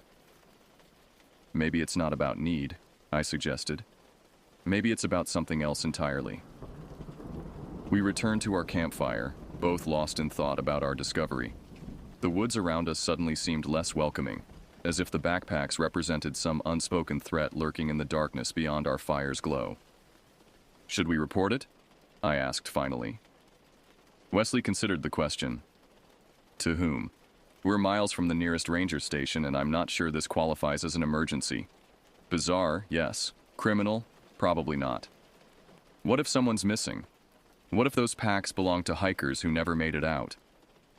There would be a record of that, Wesley replied, his ranger background evident in his reasoning. Search parties would have combed these areas if hikers were reported missing, and they wouldn't have stopped searching until they found something conclusive. His logic made sense, yet it failed to quell my growing unease. We agreed to stay the night and reassess in the morning. Neither of us mentioned leaving early, but the thought clearly crossed both our minds. Sleep came fitfully that night. Every rustle in the underbrush, every distant owl hoot jolted me to alertness. Around 2 a.m., I distinctly heard what sounded like whispering voices just beyond the perimeter of our camp. The murmuring continued for several minutes, too consistent to be wind or animal sounds, yet too indistinct to make out specific words. I lay frozen in my sleeping bag, straining to interpret the sounds. Were they coming closer? Was someone, or something, approaching our tents? Just as I gathered the courage to unzip my sleeping bag and investigate, the whispering stopped abruptly. The ensuing silence felt even more threatening than the mysterious sounds had been. Morning arrived with welcome sunlight streaming through the trees. Wesley emerged from his tent looking as tired as I felt. "Did you hear anything strange last night?" I asked hesitantly. His expression tightened. Like whispering. "Yeah, I heard it. Thought I was imagining things." We exchanged troubled glances, the confirmation of shared experience somehow more disturbing than the event itself. By unspoken mutual agreement, we began packing up our camp immediately after a hasty breakfast. As we loaded the Jeep, I glanced repeatedly toward the outhouse containing the mysterious backpacks. Something about them tugged at my consciousness, as if they represented a puzzle piece I couldn't yet fit into place. "We're leaving them there," Wesley said firmly, noting my distraction. "Whatever story they're part of, I don't think we want to know the ending." I nodded reluctantly. He was right, of course. Taking the packs would feel like theft, or worse, like inviting whatever strangeness surrounded them to follow us home. Before departing, we secured the outhouse door as best we could with a length of paracord from Wesley's supplies. It wasn't much, but it might deter casual discovery by the next visitors to this forgotten campsite. The journey back to civilization passed mostly in silence, each of us processing what we'd experienced. Only when we reached the main highway did Wesley finally address the elephant in the room. "I've been camping my entire life," he said, eyes fixed on the road ahead. "I've seen bear attacks, flash floods, and forest fires. But this was different. Wrong somehow." I found myself nodding. Like we glimpsed the edge of something larger. Something we weren't meant to see. Exactly. Wesley tapped his fingers nervously on the steering wheel. "And I can't shake the feeling that it might not be finished with us yet." Those words haunted me during the drive home, echoing in my mind as I greeted Julia and deflected her questions about the trip with vague assurances that everything had gone well. That night, I dreamed of whispering voices and endless forests filled with abandoned possessions, their owners nowhere to be found. Another year passed before I ventured into the wilderness again.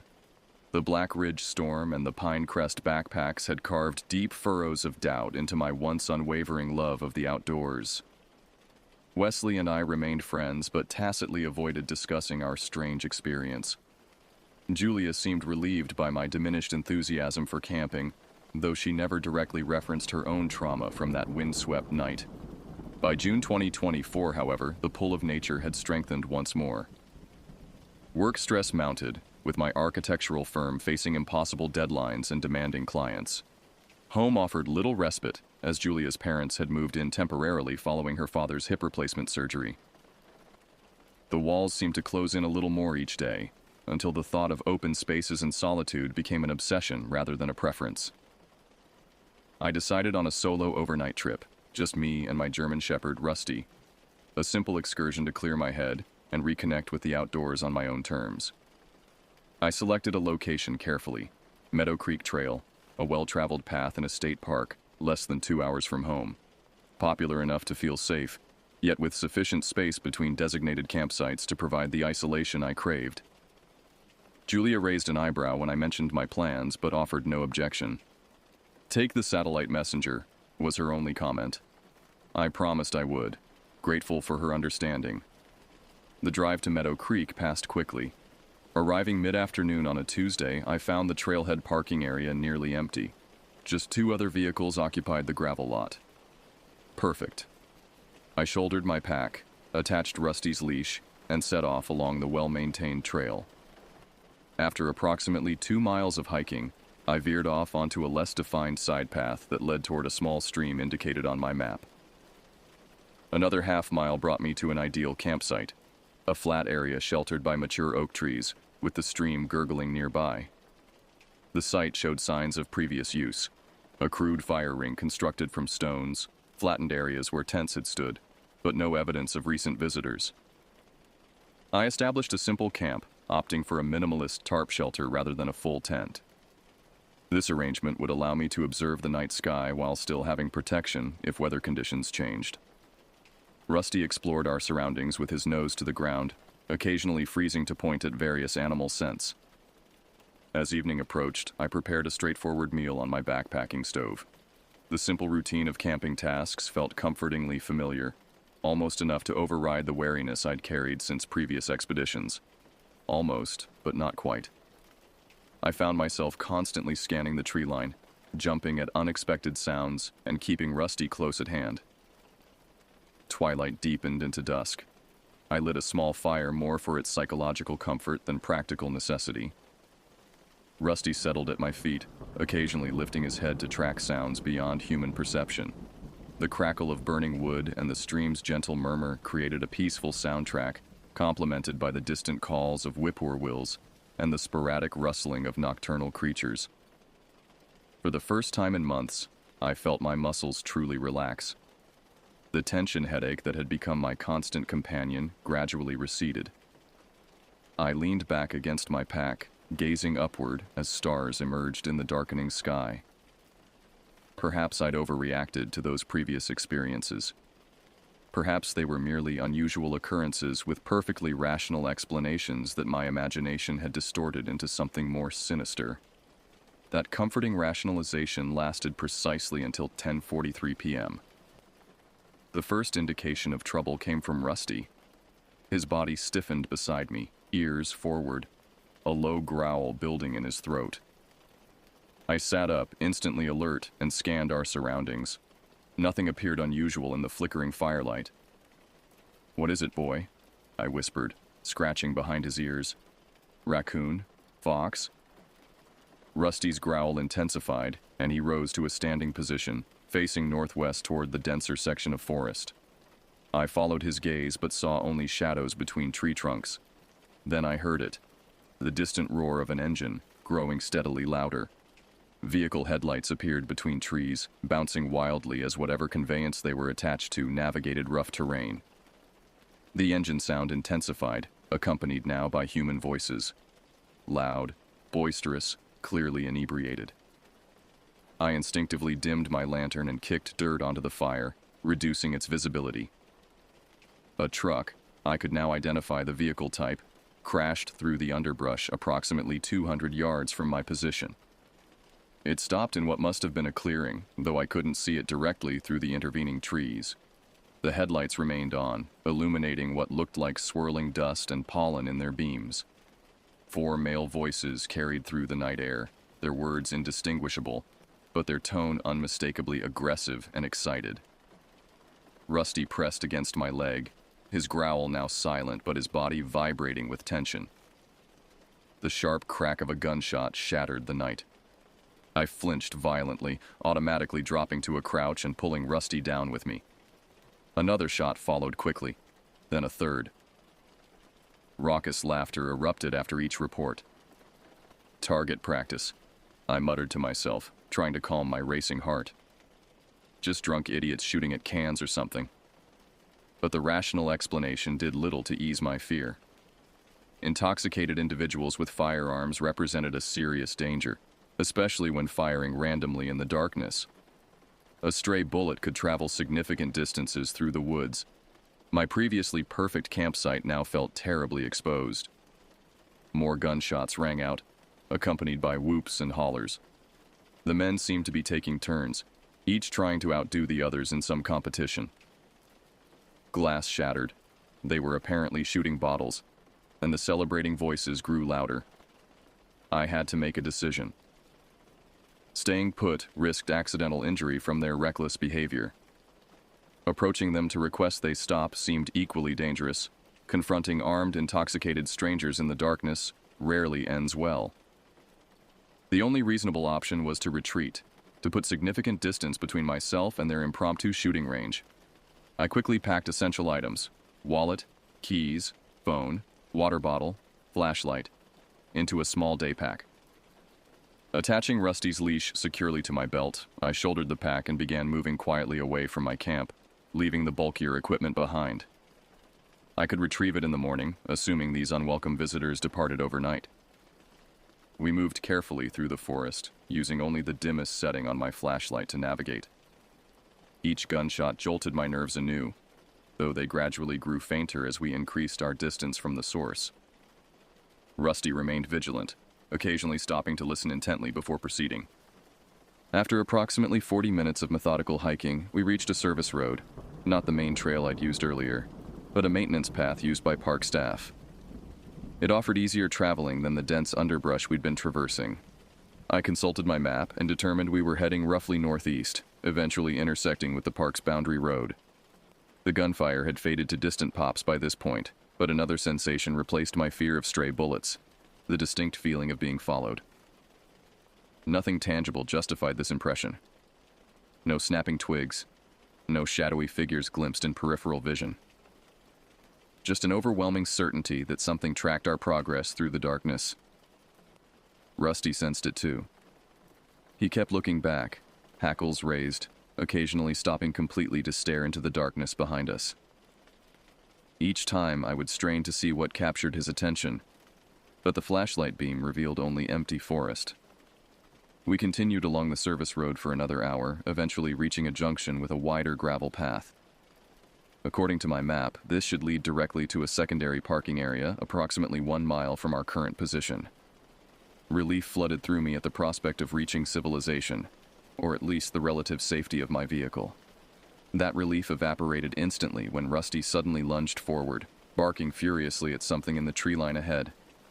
I raised my flashlight, illuminating what appeared to be a human figure standing motionless between 2 massive oak trees. "Hello?" I called out, trying to keep my voice steady. "Is someone there?" No response came. The figure remained perfectly still, just beyond the range where my flashlight could provide clear details. It appeared human-shaped, but somehow wrong, proportions slightly off, posture unnatural. "Park ranger," I tried again, taking a hesitant step forward. The figure moved suddenly, darting deeper into the woods with unnatural speed. Within seconds, it vanished completely, leaving no trace of its presence. Rusty continued barking, straining against his leash toward the spot where it had stood. I stood frozen, heart hammering against my ribs. What had I just seen? A person? An animal standing upright? Or merely a trick of light and shadow combined with my heightened anxiety? No time to analyze. Every instinct screamed to keep moving, to reach open spaces and light and other people. I tugged Rusty's leash, urging him to continue along the gravel path.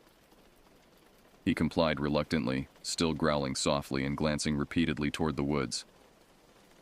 We finally reached the secondary parking area around 1:30 a.m.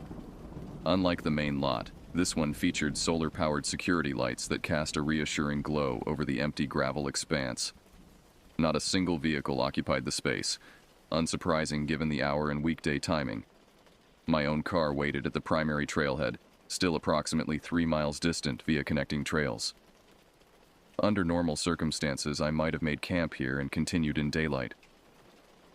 But nothing about this night felt normal, and the thought of stopping, of being vulnerable once more to whatever lurked in those woods, was unbearable. We continued hiking, following the well-marked connecting trail between parking areas. The relative openness of this main path provided some comfort, though shadows still loomed ominously on either side. Rusty remained vigilant, responding to sounds and scents imperceptible to my human senses. When we finally reached my vehicle at 3:15 a.m., exhaustion had nearly overtaken fear. I unlocked the car with trembling hands, helped Rusty into the back seat, and collapsed behind the steering wheel. For several minutes, I simply sat breathing deeply, processing what had transpired.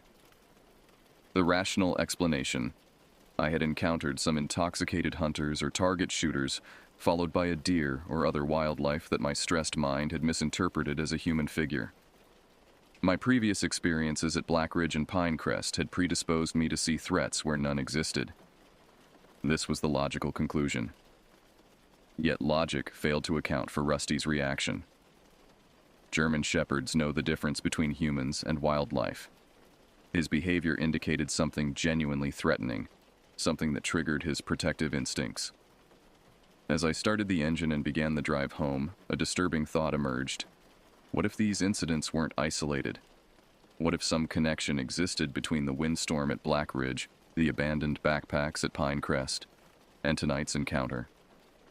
3 separate locations, 3 distinct experiences, yet all sharing an underlying current of wrongness that defied rational explanation. The headlights illuminated empty roads stretching before me, but my mind remained back in those dark woods, wondering what exactly had watched us flee and whether it was somehow linked to my previous encounters. Most troubling of all was the certainty that I would eventually return to the wilderness, drawn by the same inexplicable compulsion that kept bringing me back, despite the mounting evidence that something out there was aware of my presence. Something that perhaps had been watching me all along. I arrived home shortly after dawn, exhausted but too wired for sleep. Julia was already awake, preparing coffee before her early morning classes. She took one look at my haggard appearance and Rusty's still alert demeanor and knew immediately that something had gone wrong. "What happened?" she asked, setting aside her mug. For the first time since Black Ridge, I told her everything, not just about the previous night's events, but also the strange backpacks at Pinecrest that I'd mentioned only vaguely before. She listened without interruption, her expression growing increasingly troubled as my narrative unfolded. "I think they're connected," I concluded, cradling my own coffee cup and shaking hands. "All 3 incidents. I can't explain how or why, but there's a pattern forming." Julia remained silent for several moments, processing my words. As a science teacher, she naturally gravitated toward rational explanations, yet I could see her struggling to find one that adequately addressed all elements of my experiences. "Have you considered reporting any of this?" she finally asked. I laughed humorlessly. "And say what exactly?" "Officer, I keep having weird experiences while camping. They dismiss me as paranoid or attention-seeking." "Maybe not," she countered. "The backpacks at least represent tangible evidence. Abandoned property in a remote location could indicate missing persons." Her suggestion had merit, though I'd already discussed this possibility with Wesley after the Pinecrest incident. Still, combined with the other experiences, perhaps it warranted official attention. Later that morning, after Julia departed for school, I contacted the local police department. The dispatcher transferred me to a detective named Russell, who listened patiently to my abbreviated account of finding the backpacks. "When exactly was this discovery made?" he asked, his tone professional but skeptical. "May of last year," I admitted, immediately recognizing how this undermined the urgency of my report. "And you're only reporting it now because—" I struggled to formulate a response that wouldn't sound absurd. "I've had subsequent experiences that made me reconsider its significance." A long pause followed. "Sir, without specific information about individuals in danger, there's little we can act on here. If you'd like to file a formal report about the abandoned property, you're welcome to come to the station." I thanked him and ended the call, knowing I wouldn't follow through. How could I explain my growing conviction that something extraordinary was occurring in our region's forests? Even I recognized how irrational it sounded, despite having experienced it firsthand. For the next several days, I immersed myself in research, seeking similar accounts from other outdoor enthusiasts. Online forums and social media groups dedicated to hiking and camping yielded occasional stories of unexplained phenomena in wilderness settings. Strange sounds, unusual tracks, inexplicable feelings of being watched. Most were dismissed by commenters as wildlife encounters, overactive imaginations, or deliberate fabrications for attention. One thread, however, caught my attention. A hiker described finding a collection of children's toys arranged in a geometric pattern deep in a national forest, miles from any trail or access point. The toys weren't weathered or damaged, suggesting recent placement. No children had been reported missing in the area. The arrangement was methodical, intentional, clearly human-made, yet serving no discernible purpose. The comments followed the expected pattern of skepticism and rational explanations. But one response, from a user identified only as Ranger 17, stood out. These markers appear across different wilderness areas. They're not isolated incidents. Most go unreported or unnoticed. Records exist but aren't public. Some of us have been tracking patterns for years. Location data welcome. DM for secure contact. I stared at those words for a long time, my pulse quickening. Here was potential validation. Someone else who recognized what I was experiencing as part of a broader phenomenon. I immediately sent a private message detailing my 3 incidents, including precise GPS coordinates for the Black Ridge and Pinecrest locations. The response came 3 days later. Your experiences fit established patterns, not coincidental, not imaginary. Occur primarily in forests with old growth components or historical significance. Average 3-7 encounters before escalation. Recommend cessation of solo wilderness activities. Documentation valuable but secondary to personal safety. Will share additional information if you remain uninvolved hereafter. That final sentence struck me as both warning and challenge. Remain uninvolved, as if continuation would constitute active participation in whatever strange phenomenon I'd encountered. The message confirmed my suspicions while simultaneously raising dozens of new questions. What constituted escalation? What historical significance linked my 3 locations? Who was Ranger 17, and how had they accumulated this knowledge? I drafted several replies but sent none. What could I ask that wouldn't sound desperate or obsessive? How could I extract more information without revealing the growing compulsion I felt to understand these experiences? The truth was, despite the fear and confusion, part of me wanted to go back.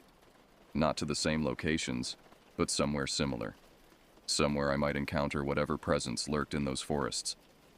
The rational portion of my brain recognized this impulse as potentially dangerous, even self-destructive.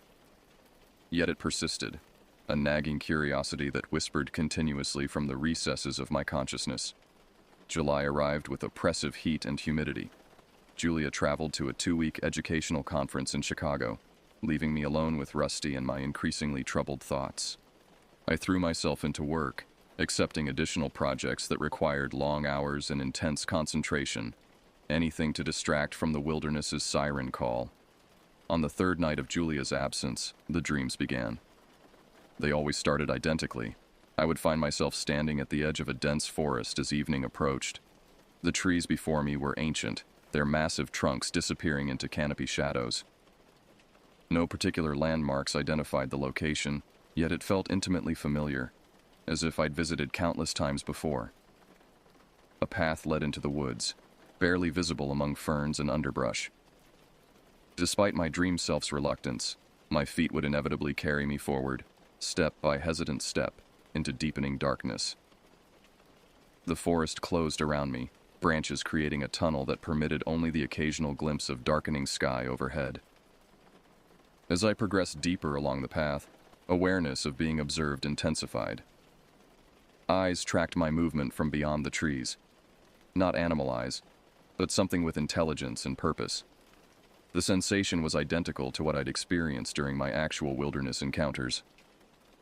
Eventually, the path would open into a small clearing dominated by a single massive tree at its center. The tree's species varied from dream to dream, sometimes an ancient oak, sometimes a towering pine, occasionally something unidentifiable with oddly shaped leaves. But its presence always conveyed the same message: arrival at a destination. At this point in each dream, the observing presence would emerge from behind the central tree. It never fully revealed itself, remaining partially obscured by trunk or shadow. I could discern only fragments: an elongated limb, a suggestion of height exceeding normal human proportions, occasionally a face that seemed almost but not quite human. And then it would speak, not with audible words but directly into my mind. The content varied nightly, but the essence remained consistent. You've seen the signs. You've felt our presence. The forest has marked you. Return to complete what began at Blackridge. I would awaken immediately after this communication, drenched in sweat despite the air conditioning. Heart racing so violently, I feared cardiac arrest. Rusty always sensed my distress, pressing against me and whining softly until my breathing normalized. After the 5th consecutive night of this dream, I contacted Wesley. We hadn't spoken about Pinecrest since our return, maintaining the unspoken agreement to pretend it never happened. His response to my text was immediate. Meet me at Carlton's, 7 p.m. Come alone. Carlton's was a quiet pub on the outskirts of town, known for its subdued atmosphere and private booths. I arrived early and secured a corner table far from other patrons. Wesley appeared precisely at 7, sliding into the seat opposite me with a nod of greeting. You look terrible, he observed after ordering drinks. Haven't been sleeping well, I admitted. Because of the dreams. It wasn't a question. I stared at him, momentarily speechless. How did you know? Wesley glanced around, ensuring no one was within earshot. Because I've been having them too, since Pinecrest. Not every night, but regularly. Always the same basic scenario: forest, path, clearing, tree, and the entity behind it. Relief flooded through me, followed immediately by renewed fear. If Wesley experienced the same dreams, this wasn't merely psychological aftermath from strange encounters.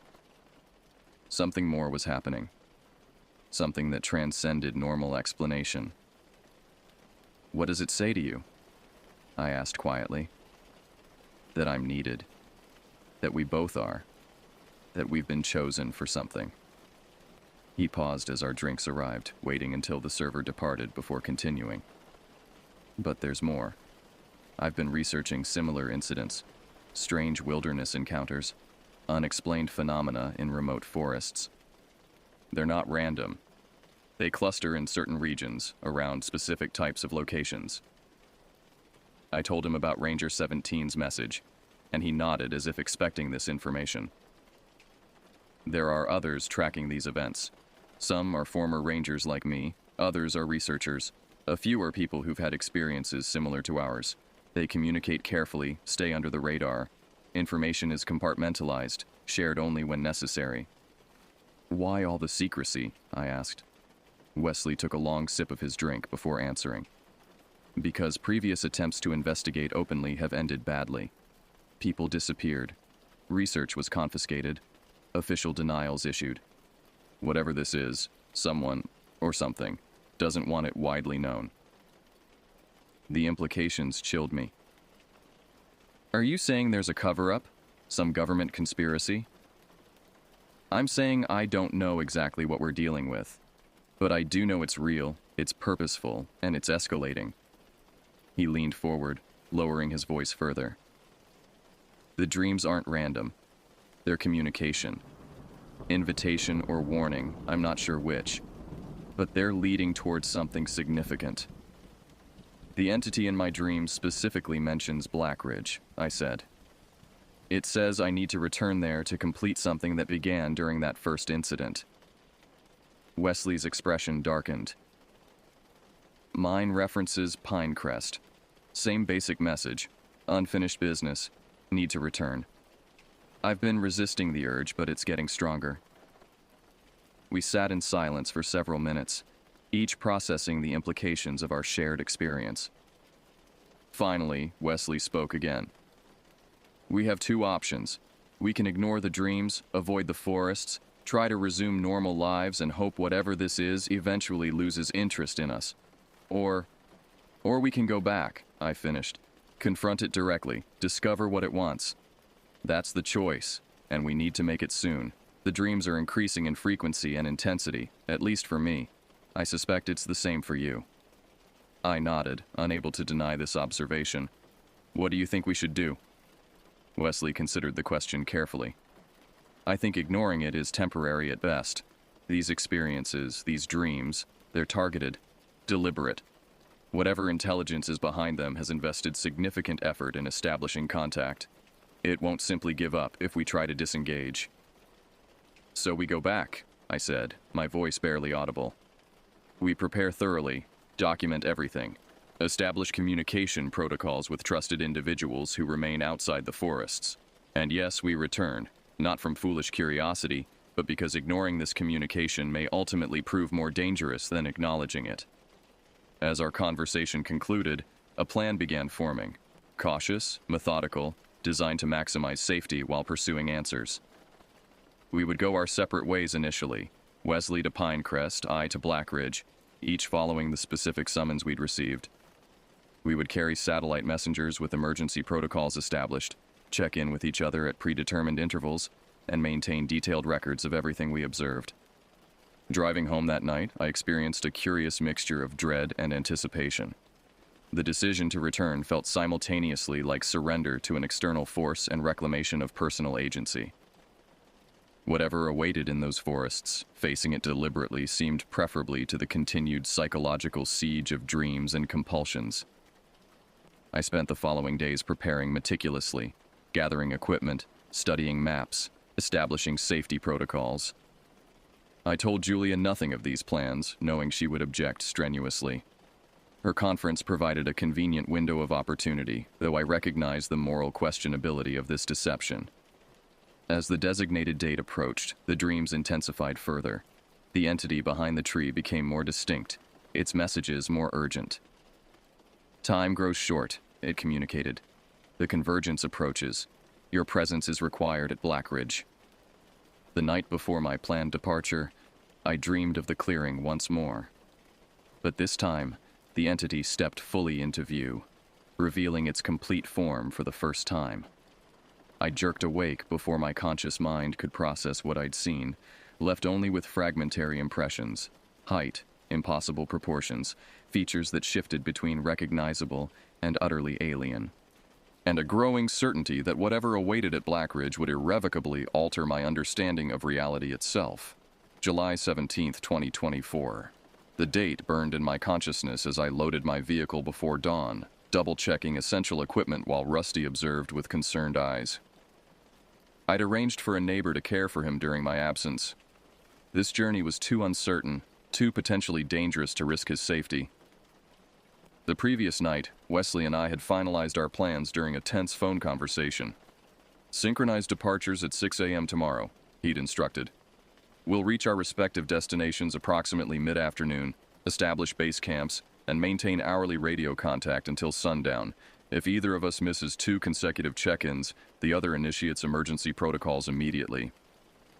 And if we both encounter something simultaneously, I'd asked, the possibility weighing heavily.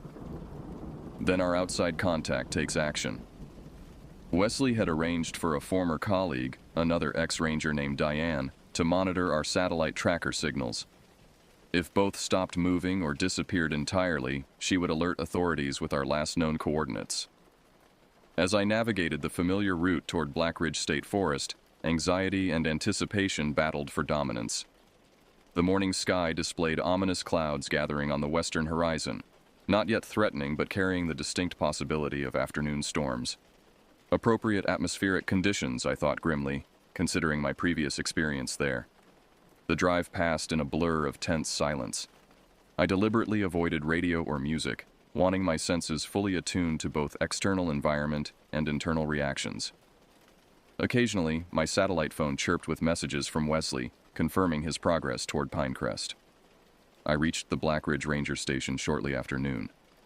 Unlike my previous visit with Julia, I found the small wooden building locked and unattended, with a posted notice indicating reduced staffing due to budget constraints. A self-registration box contained permits for backcountry camping. I completed the necessary form, noting my intended campsite location near Old Growth Loop, the same area where Julia and I had experienced the windstorm. The access road remained unchanged, still winding through increasingly dense forest that seemed to swallow daylight. As I penetrated deeper into Blackridge territory, cell service predictably vanished, leaving only the satellite messenger as my connection to the outside world. I sent a brief update to Wesley. Approaching destination. All normal so far. His response arrived minutes later. Same here. Stay alert. The parking area near Old Growth Loop contained 3 vehicles. More company than I'd anticipated, but potentially reassuring if circumstances deteriorated. I gathered my equipment, securing a heavy pack containing supplies for 3 days, though I hoped answers would come sooner than that. The hike to our previous campsite proceeded without incident. The trail showed signs of regular use, with occasional boot prints in muddy sections indicating recent visitors. Birdsong accompanied my journey, along with the usual rustling of small mammals and underbrush. Nothing suggested the otherworldliness I'd experienced previously, just an ordinary forest on a summer afternoon. I reached the clearing around 2:30 p.m. The weather had deteriorated during my hike, with darker clouds gathering overhead and distant thunder grumbling from the west. Unlike my trip with Julia, no protective rock formation graced this site. I would be exposed to whatever atmospheric conditions developed. Setting up camp efficiently, I established a small tent, organized supplies for easy access, and created a rudimentary fire pit. The satellite messenger remained within reach at all times, its signal light blinking reassuringly. I contacted Wesley upon completion. Camp established, weather deteriorating, no anomalous observations yet. His reply came promptly. Similar situation here. First subtle indicators of presence, unusual silence, birds departed, stay vigilant. That message triggered heightened awareness. I scanned my surroundings more carefully, noting that indeed the birdsong had diminished since my arrival. Not complete silence, but a definite reduction in natural forest sounds. The wind stirred tree branches overhead, creating a whispering susurration that seemed almost language-like when I didn't focus directly on it. I completed my preparations as daylight began fading prematurely under the influence of the gathering storm. The air felt electrically charged, raising the hair on my arms despite the warm temperature. Beyond the clearing's edge, shadows deepened between tree trunks, creating the illusion of movement when viewed peripherally. At 6 p.m., I messaged Wesley again. Conditions intensifying, storm approaching, definite sense of presence now. Minutes passed without response. I checked the messenger signal, still active, still connected. I sent another message. Wesley, status update needed. Nothing. Concern building, I initiated our agreed emergency protocol, sending a coded message that would prompt Diane to begin monitoring our situation more actively. Just as I completed this transmission, Wesley's delayed response arrived. Something approaching camp, not human. Multiple entities, moving in coordinated pattern. Will attempt documentation. My pulse accelerated dramatically. Before I could respond, he sent another message. Stay where you are. Do not change locations. They're herding, not hunting, positioning us deliberately. The implications chilled me despite the warm evening air. Whatever these phenomena represented, they appeared to be manipulating our movements, creating some predetermined configuration with Wesley at one point and me at another. For what purpose, I couldn't begin to guess. Thunder crashed overhead, much closer now. Fat raindrops began pattering against the forest canopy, gradually intensifying into a steady downpour. I retreated to my tent, leaving the entrance unzipped for maximum visibility of the clearing. At 7:12 p.m., the forest fell completely silent. Not gradually, not in the natural progression of animals seeking shelter from the storm. One moment, the normal background sounds of a forest in rainfall, water dripping, leaves rustling, distant wildlife calls. The next moment, absolute stillness except for the rain itself. My breath caught in my throat. This was identical to what had preceded the anomalous windstorm during my previous visit. I sent an urgent message to Wesley. Complete silence has begun, precisely as before. Advise. No response came. Lightning flashed, illuminating the clearing in stark white brilliance. In that frozen moment of illumination, I saw them, figures standing motionless at the forest's edge. Not just one or two, but a complete circle surrounding my clearing. The flash ended before I could process details, returning me to darkness with only the afterimage burned into my retinas. Thunder followed immediately, so powerful it vibrated through the ground beneath my tent. I fumbled for my flashlight, hands trembling so violently I nearly dropped it. Another lightning flash revealed the figures had moved closer, now standing just within the clearing's perimeter. I activated the flashlight, sweeping its beam toward where I'd seen the nearest figure. Nothing appeared in the artificial illumination, just rain-soaked undergrowth and tree trunks. Yet when lightning flashed again, the figures remained clearly visible, now arranged in what appeared to be a geometric pattern across the clearing. Understanding crystallized with terrible clarity. These entities existed just outside normal perception, visible only in the liminal moment of lightning's illumination. My flashlight beam passed through their positions without revealing their presence. With shaking hands, I activated my phone's camera. If I couldn't see them continuously, perhaps I could capture their image. I waited for the next lightning flash, then rapidly took multiple photos in succession. Another message arrived from Wesley. They've encircled my position, visible only during lightning, attempting communication. That last phrase shot adrenaline through my system. Communication? How? I typed hurriedly. What method? Verbal? Physical? His response came after an agonizing delay. Mental impression. Direct, non-linguistic, but translatable. They're indicating something about convergence points. Energy nexus. You and I positioned at critical junctions. As I absorbed these words, the storm's intensity increased dramatically. Wind that had been merely gusty transformed into a roaring force that bent trees to dangerous angles.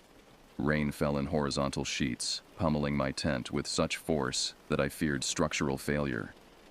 Lightning flashed continuously now, providing sustained glimpses of the figures, which had arranged themselves in 2 concentric circles around my position. In one extended flash, I finally observed details I'd missed previously.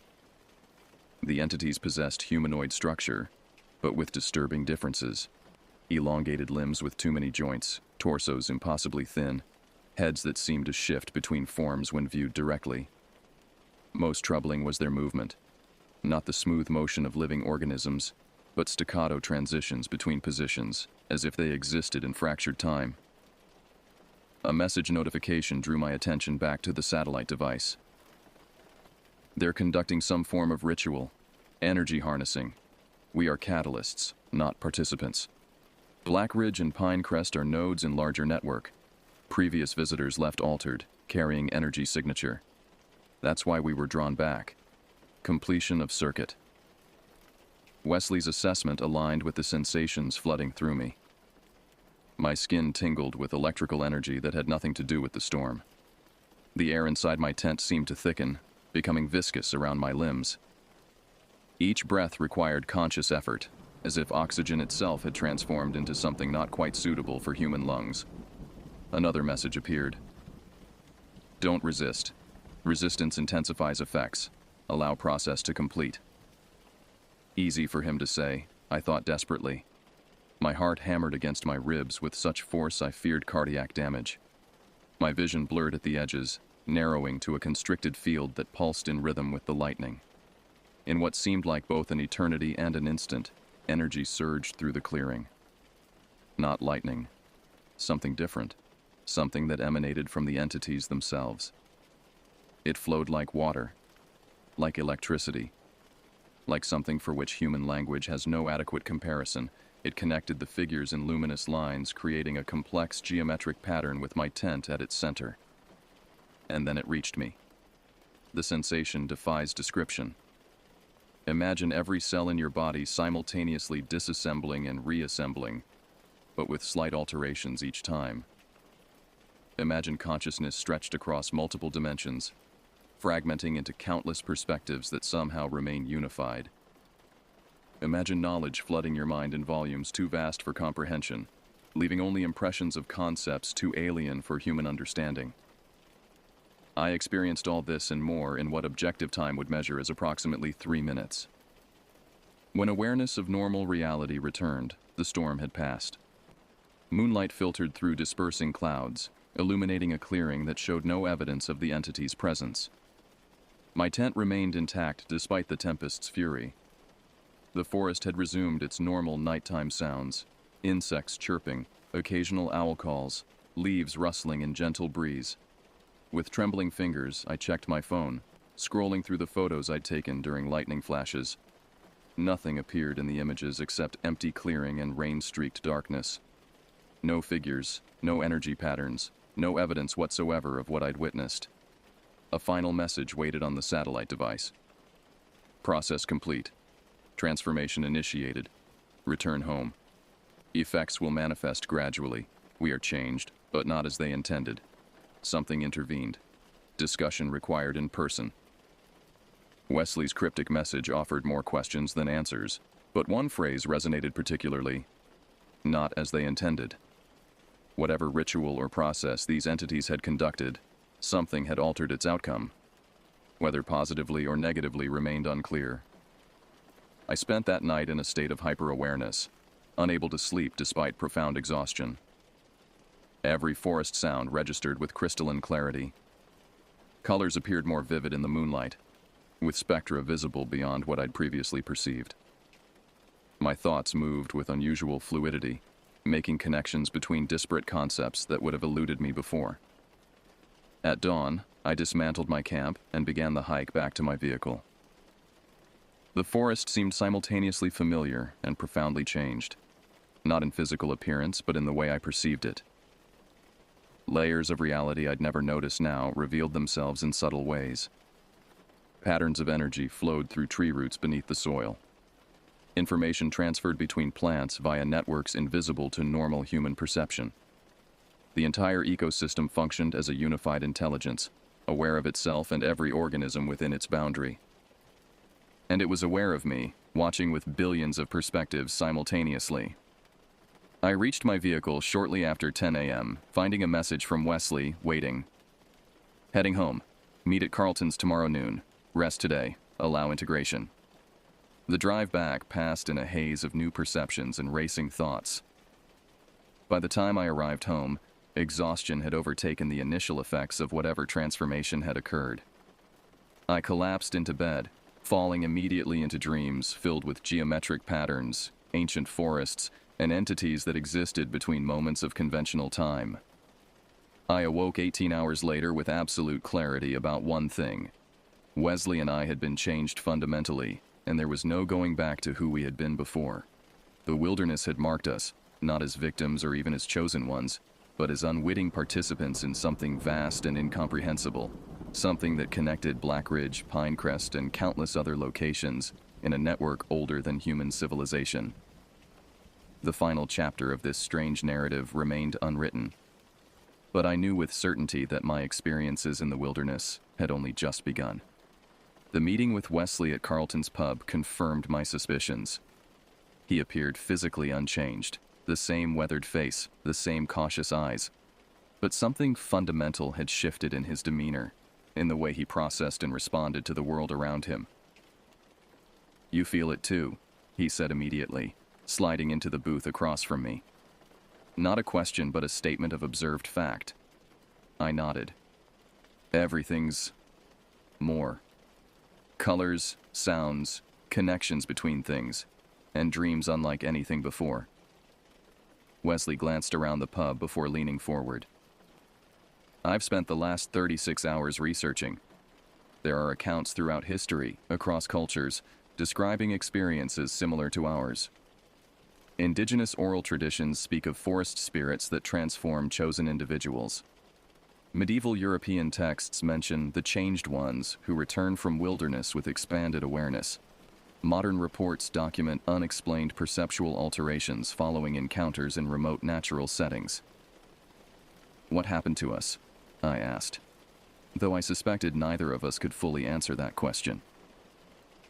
Based on the communications I received during the event, we experienced some form of energy transfer or consciousness modification.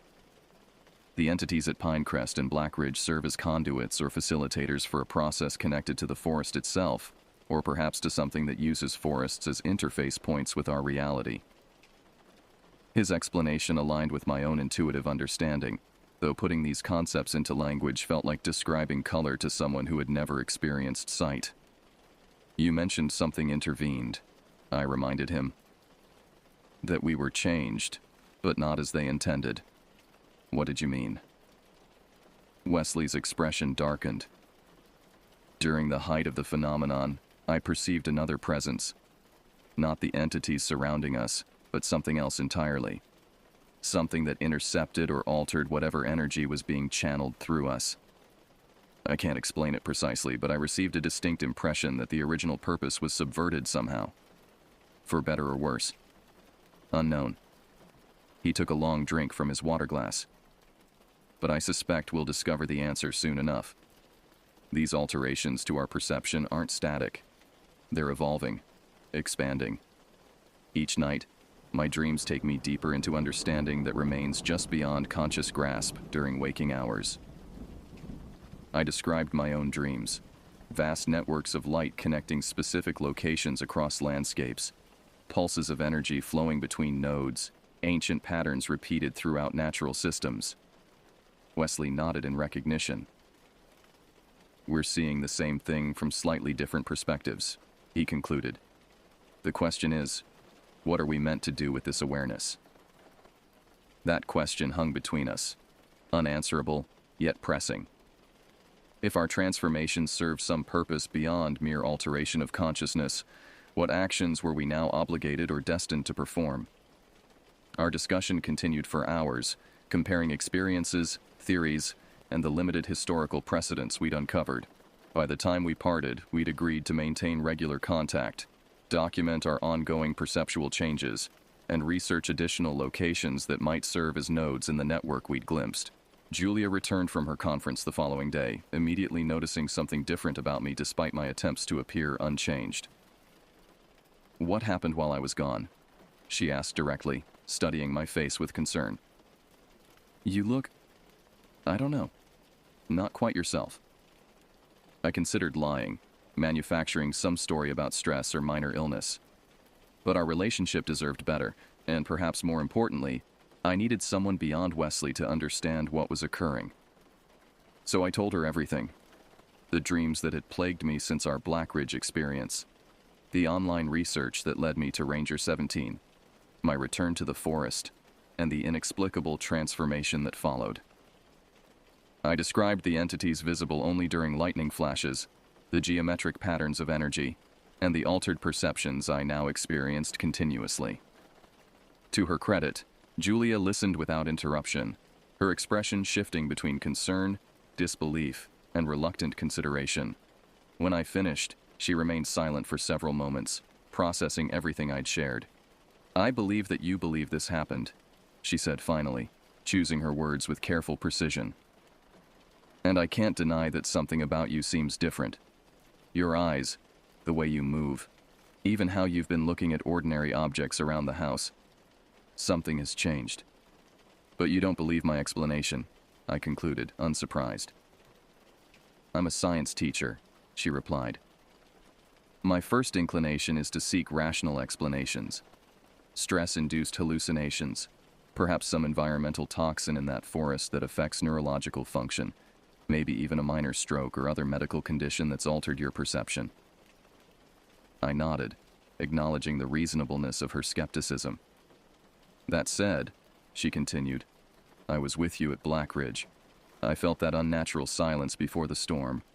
I saw that shadow outside our tent, so I can't dismiss everything you're describing as purely imaginary. Her partial acceptance provided unexpected relief. I hadn't realized how much I needed validation from someone outside the experience itself, someone whose perception remained firmly anchored in conventional reality.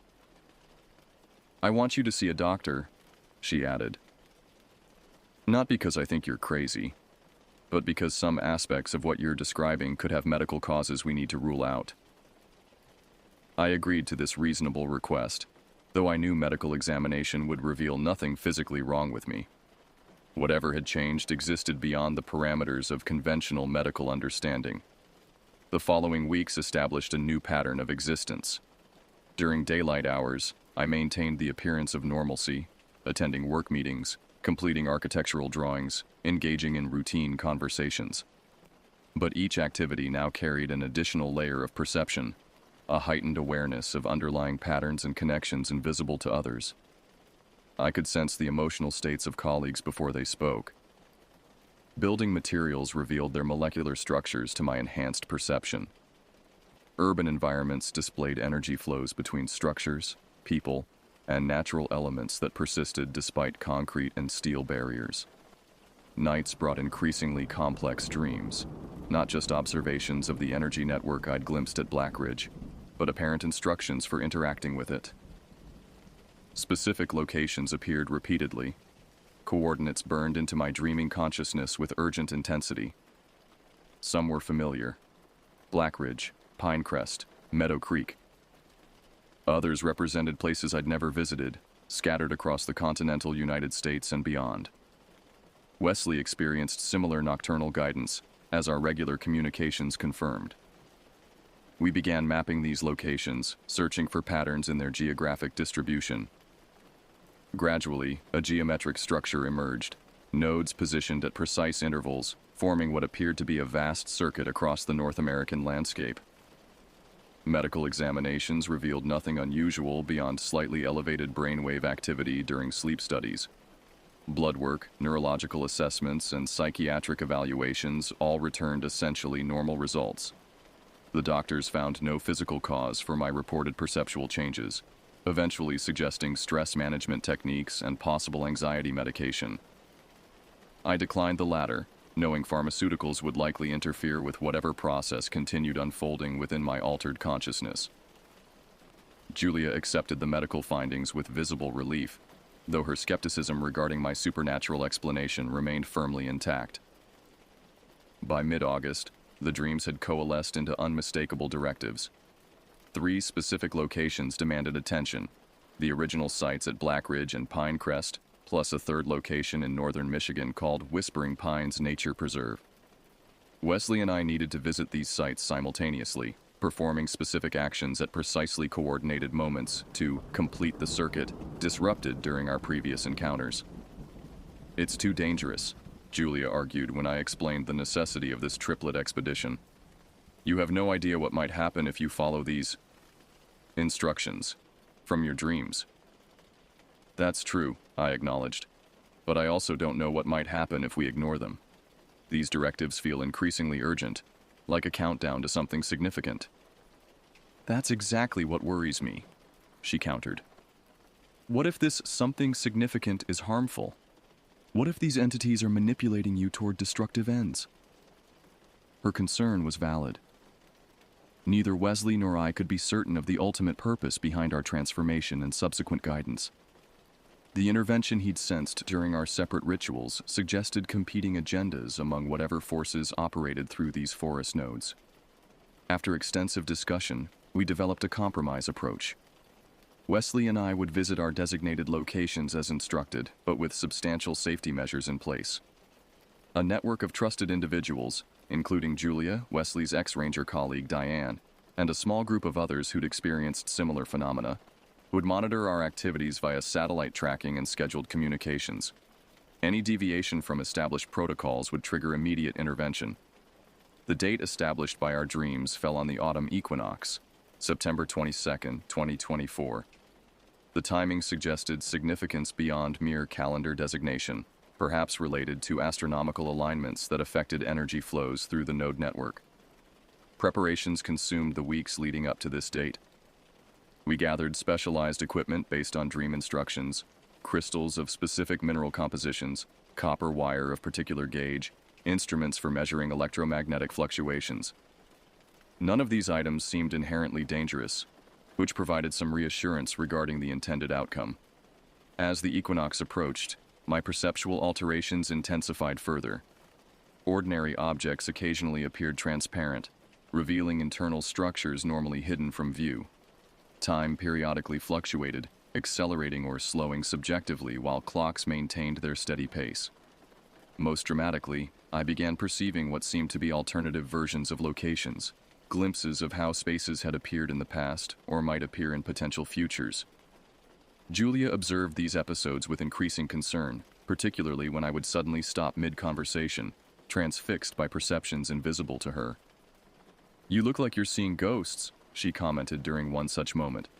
Not ghosts, I corrected gently. Just different layers of what's always been here. The morning of September 22nd arrived clear and cool, perfect conditions for the tasks ahead. Wesley would return to Pinecrest while I journeyed back to Blackridge. A woman named Eleanor, who'd experienced her own wilderness transformation 3 years earlier, volunteered to complete our triad at Whispering Pines in Michigan. Julia embraced me tightly before my departure. "Come back," she whispered against my shoulder. "Not just physically. Come back fully to this reality." I promised to try, though uncertainty clouded that commitment. Whatever completion awaited at Blackridge might further transform my consciousness, rather than restoring it to conventional parameters. The drive to Blackridge passed in contemplative silence. Forests along the highway revealed their underlying energy networks to my enhanced perception. Root systems transmitting information, mycological webs connecting disparate organisms, subtle electromagnetic fields generated by living communities. By the time I reached the ranger station, ordinary physical reality seemed merely the outermost layer of a much deeper, more complex system. Unlike my previous visit, the station was staffed today. The ranger on duty, a middle-aged woman with knowing eyes, processed my permit request without comment, though something in her expression suggested recognition of what I represented. Had she encountered others like me before? Did she serve some role in the larger pattern? I considered asking directly, but decided against it. Some knowledge was best acquired through proper channels, not premature questioning. The hike to my designated location proceeded efficiently. Not the previous campsite near Old Growth Loop, but a different clearing approximately 1 mile further along the ridge, a spot that had featured prominently in recent dreams. I reached it by early afternoon, exactly as planned. The clearing itself appeared unremarkable to conventional perception, roughly circular, perhaps 40 feet in diameter, surrounded by mature eastern hemlock trees. But my enhanced senses revealed what others would miss. The clearing sat precisely at an intersection of multiple underground energy lines. The soil itself vibrated at a frequency just beyond normal human perception. The air contained higher concentrations of negatively charged ions than surrounding areas. Following dream instructions, I established a specific configuration of the items I'd brought. Copper wire arranged in geometric patterns, crystals positioned at precise intervals along these lines, measurement devices activated to record electromagnetic fluctuations. The entire setup, when viewed from above, would resemble a complex circuit board or perhaps an ancient magical sigil, depending on one's interpretive framework. As evening approached, I contacted Wesley and Eleanor via satellite messenger, confirming their parallel progress at their respective locations. All 3 sites were now prepared identically, awaiting only the final activation sequence scheduled for sunset. The appointed hour arrived with atmospheric perfection. Clear skies painted in spectacular oranges and pinks as the sun descended toward the horizon. I began the activation process exactly as instructed in my dreams. Specific crystals triggered in sequence, copper connections established one by one, verbal intonations at precise frequencies. As the final element clicked into place, the clearing transformed. Energy surged visibly through the copper pathways, illuminating the geometric pattern in pulsating blue-white light. The ground beneath my feet trembled, not violently but with purposeful vibration. The surrounding hemlocks swayed in perfect synchronization despite the absence of wind. And then they appeared. The entities from my previous encounter, now fully visible without need for lightning's illumination. They formed a circle around the clearing's perimeter, their elongated forms more clearly defined than before. I could now perceive that what had seemed like unusual proportions actually represented additional dimensional aspects that human perception normally filtered out.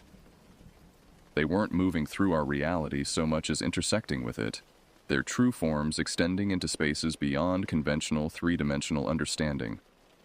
One entity stepped forward, or perhaps more accurately, shifted the focus of its intersection with our dimensional plane. It communicated not through sound but through direct mental impression. The circuit nears completion. 3 nodes activated simultaneously create the necessary triangulation. The intervention during previous attempt required this additional effort.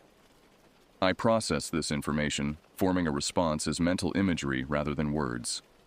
What is the purpose of this circuit? Balance restoration. The entity's communication carried complex conceptual weight beyond simple translation. Your species has severed connections between consciousness layers. This severance threatens stability of intersecting realities. We repair through human conduits who maintain physical presence in your dimensional expression. Another mental question: why us specifically?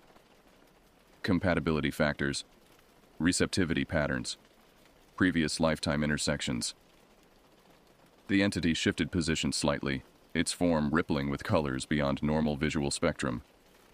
You volunteered before embodiment, memory occluded by incarnation limitations. This revelation stunned me momentarily. Had Wesley, Eleanor, and I actually agreed to this role before birth? Did we carry some pre-existing connection to these entities or the work they performed? Before I could pursue this line of questioning, energy surged through the copper circuit with renewed intensity. The entity communicated with increased urgency. Full activation commences. Stabilize your consciousness pattern. Maintain focus on triangulation coordinates. I centered my awareness as instructed, visualizing the 3-point connection between Black Ridge Pinecrest and Whispering Pines. Energy flowed between these points, creating a triangular field that expanded beyond physical locations into some other dimensional aspect. What happened next defies adequate description in human language. The fabric of reality itself appeared to fold, creating a temporary aperture between dimensional planes. Through this opening flowed something that registered in my perception as both energy and information, vast quantities of data encoded in patterns that rewrote portions of local reality structure. The entities surrounding my clearing channeled this flow, directing it through the copper circuits and crystal nodes I'd established. My own consciousness served as some form of translator or transformer, converting the incoming energy information into formats compatible with Earth's particular dimensional frequency. At the height of this process, I experienced direct communion with Wesley and Eleanor, despite our physical separation by hundreds of miles. Our 3 consciousnesses briefly merged, functioning as aspects of a unified awareness overseeing the entire operation. In that temporary union, I glimpsed the full magnitude of what we were participating in. A planetary healing process addressing damage inflicted by humanity's separation from natural systems and deeper reality structures. The circuit completion lasted approximately 17 minutes according to the monitoring equipment, though subjective experience suggested both much shorter and vastly longer durations simultaneously.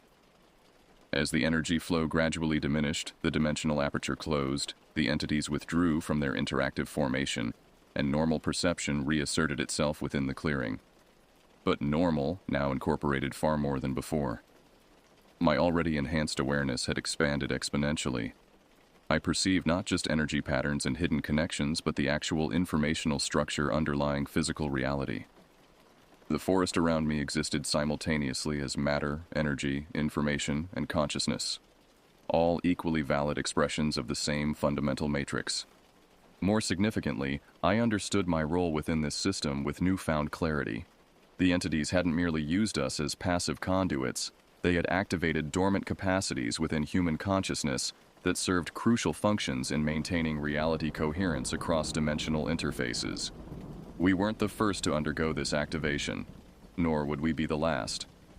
Throughout human history, individuals had been selected, transformed, and enlisted in this ongoing work, sometimes knowingly, often unknowingly. Indigenous shamans, religious mystics, inspired scientists, visionary artists, many had been partially activated to perform aspects of the same function we now embodied more completely. As night fell fully over Black Ridge Forest, I gathered my equipment with movements that felt simultaneously familiar and entirely new. My body operated with heightened coordination, responding to thought with unprecedented precision. The copper circuits and crystals, having served their catalytic purpose, now appeared as ordinary objects once more, though I could still perceive the energetic imprints they carried. Messages from Wesley and Eleanor confirmed they had experienced parallel processes with similar outcomes. Our shared consciousness connection had diminished after the circuit's completion, but remained accessible with focused intention.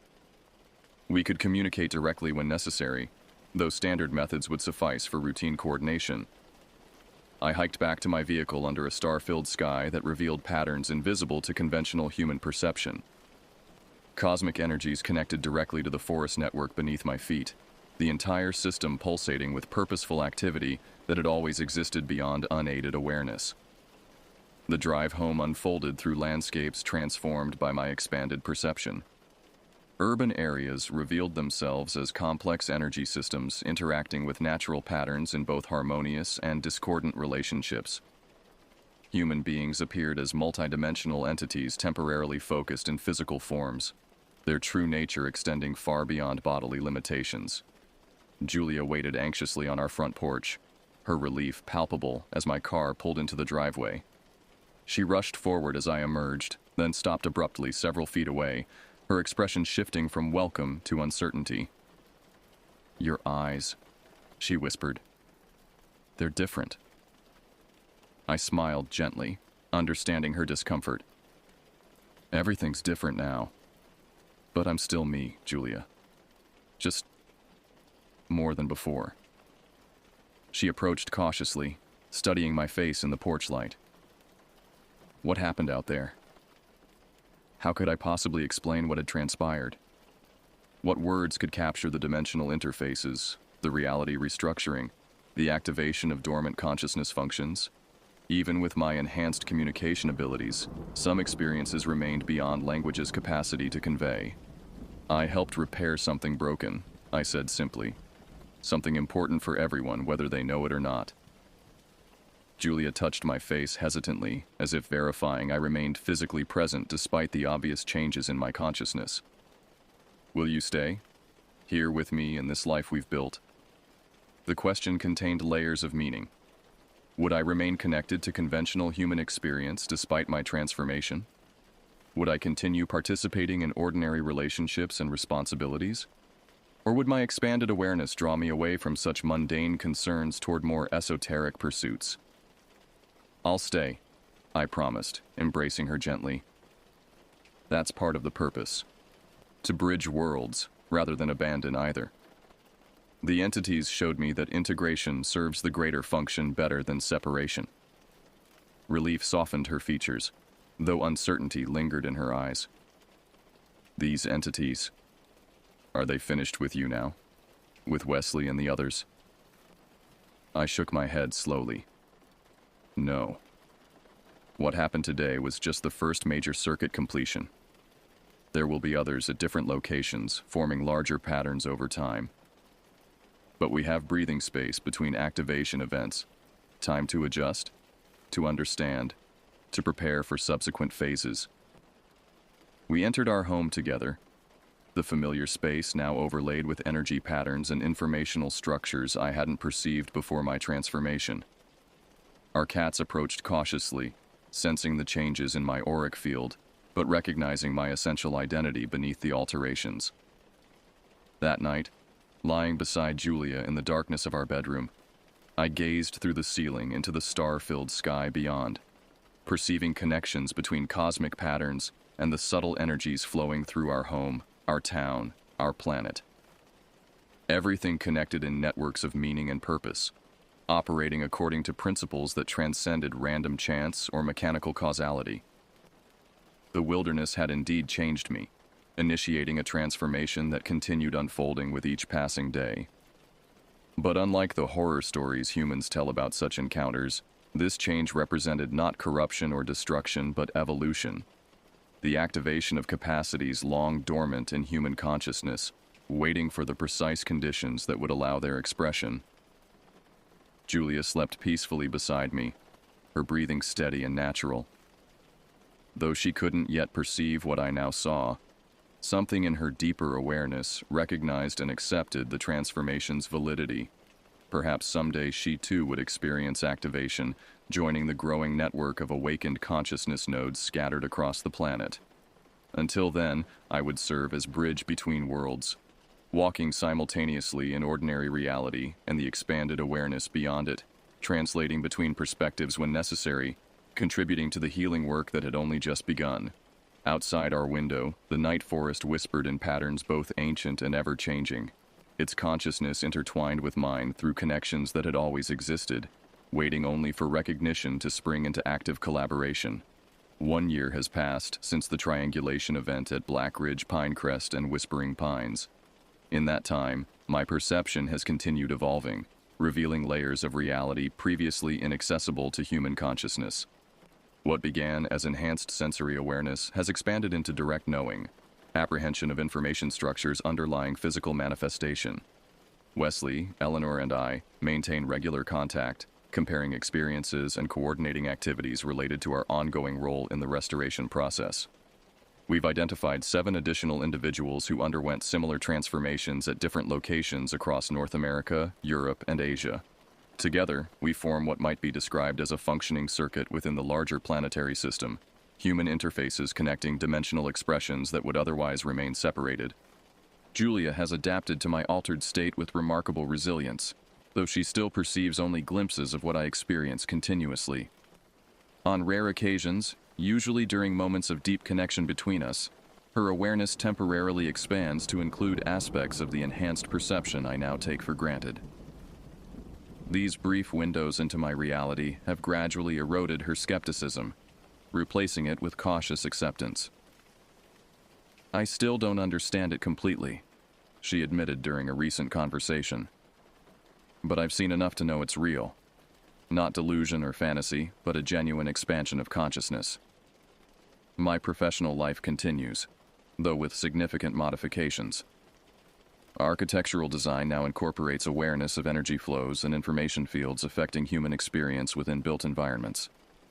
My firm initially regarded these considerations with skepticism, but has gradually recognized their practical value in creating harmonious, functional spaces. Projects incorporating these principles consistently receive exceptional client feedback, often described in terms of feeling right or naturally comfortable, without clients understanding exactly why. The entities we encountered during our forest experiences maintain occasional communication, though less directly than during activation events. They exist primarily in dimensional expressions adjacent to our physical reality, intersecting with Earth's particular frequency band at specific locations, usually ancient forests, certain geological formations, or powerful water features. Their purpose remains consistent: repair and maintain connections between reality layers that human consciousness has primarily forgotten or deliberately severed. This separation wasn't inherently malevolent, but emerged as an evolutionary stage, a necessary period of differentiation allowing certain aspects of consciousness to develop independently before reintegration. The problem arose when this temporary separation calcified into apparent permanence, creating dysfunction within interconnected systems that require balanced information flow to maintain coherence. Our role as human interfaces serves this reintegration process. By maintaining physical presence in conventional reality while simultaneously accessing expanded awareness, we create bridges between dimensional expressions that allow necessary information transfer without disrupting established patterns too abruptly. The work continues in cycles, with intensive activation events interspersed with periods of integration and preparation. Each completion circuit expands the network of conscious connection, gradually re-establishing coherence across previously separated domains. The entities provide guidance regarding timing and methodology, but increasingly we understand these processes directly, requiring less external instruction. Last month, Wesley, Eleanor, and I participated in the second major triangulation event, activating nodes in Colorado, Arizona, and New Mexico simultaneously. The energy transfer substantially exceeded our previous experience, suggesting progressive amplification as the network expands. 4 additional participants activated secondary nodes in surrounding states, creating a resonance field that stabilized and extended the primary triangulation effect. Following this activation, my perception expanded further, revealing what might be described as parallel probability streams, alternative expressions of reality that exist simultaneously within the same approximate space, but at different vibrational frequencies. These alternatives aren't separate worlds in the science fiction sense, but rather varied expressions of possibility within a unified field of consciousness. Most humans perceive only the particular probability stream their awareness has been conditioned to recognize, filtering out alternatives as effectively as we filter out certain wavelengths of light or sound. My activated perception now registers these multiple streams simultaneously, allowing conscious navigation between them under certain conditions. This capability explains phenomena long relegated to superstition or imagination: prophetic dreams, déjà vu experiences, intuitive flashes, and synchronicities. These represent momentary slippages between probability streams, brief perceptions of alternative expressions normally filtered from awareness. The implications extend beyond individual experience to collective human development. As our network of activated consciousness expands, we're establishing conditions that will eventually allow larger segments of humanity to access these expanded perceptions naturally. Not everyone will experience full activation. Diversity of perception serves important functions within the larger system, but the rigid barriers between conventional and expanded awareness are gradually diminishing. Julia has begun documenting these changes from her unique perspective as intimate witness to transformation she doesn't fully share. Her background in science education provides valuable framework for translating these experiences into language accessible to those still operating exclusively within conventional perception parameters. "I'm trying to create a bridge," she explained when sharing early drafts of her manuscript. "Not everyone will undergo the kind of dramatic activation you experienced, but many are ready for expanded understanding if presented in familiar terms." Her work represents one aspect of the integration phase following major activation events, translating expanded perception into concepts recognizable within conventional reality structures. Others in our network perform similar functions through artistic expression, technological innovation, scientific research, and direct mentorship of individuals showing early signs of spontaneous activation. The entities approve of these translation efforts, recognizing that forced or premature expansion of consciousness often creates dysfunction rather than integration. Evolution proceeds most harmoniously when each system develops according to its inherent timing, while maintaining appropriate connections with larger structures. During recent communion with entity consciousness, I received clearer understanding of the historical context for current activation processes. Throughout Earth's developmental history, cycles of separation and reintegration have occurred repeatedly, each serving specific evolutionary functions. The current cycle began approximately 12,000 years ago with the emergence of agricultural civilization and attendant shifts in human relationship with natural systems. This period of separation allowed development of certain cognitive capacities, technological innovations, and social structures that will ultimately serve larger evolutionary purposes once properly reintegrated with aspects temporarily forgotten.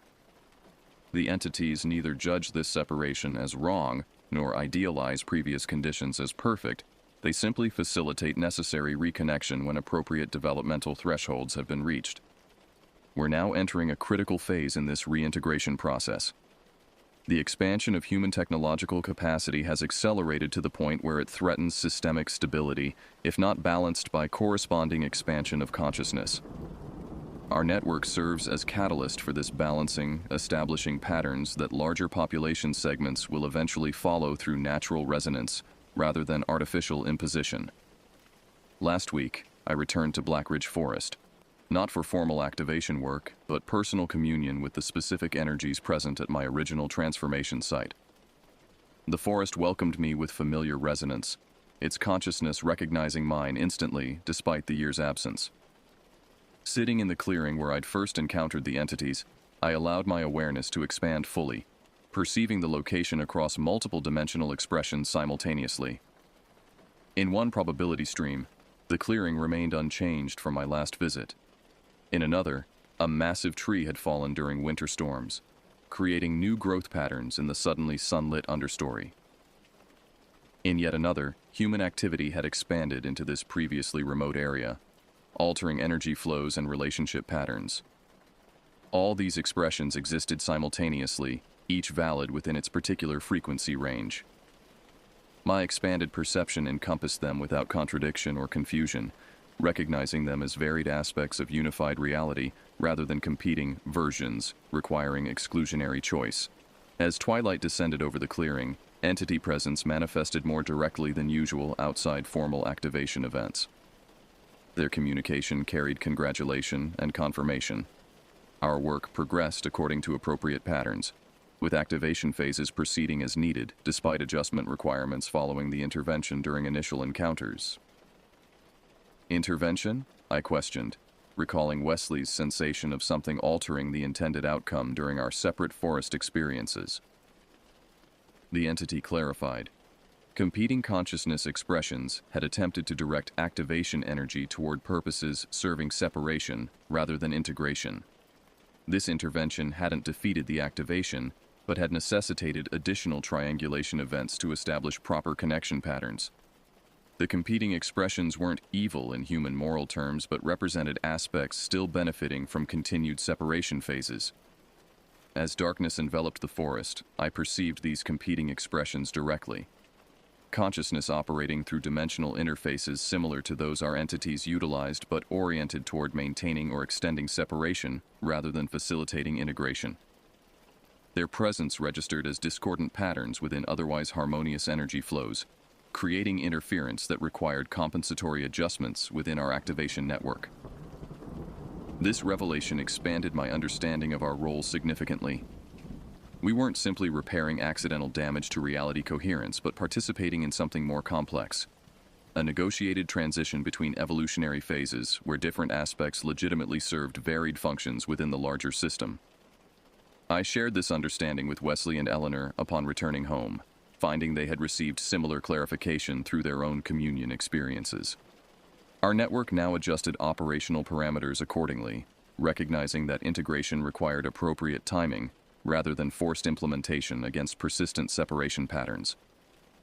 Julia noticed the subtle shift in my perspective immediately. "Something's changed," she observed as I unpacked from the Blackridge visit. "You seem, more settled somehow. Less urgently driven." Her perception proved remarkably accurate.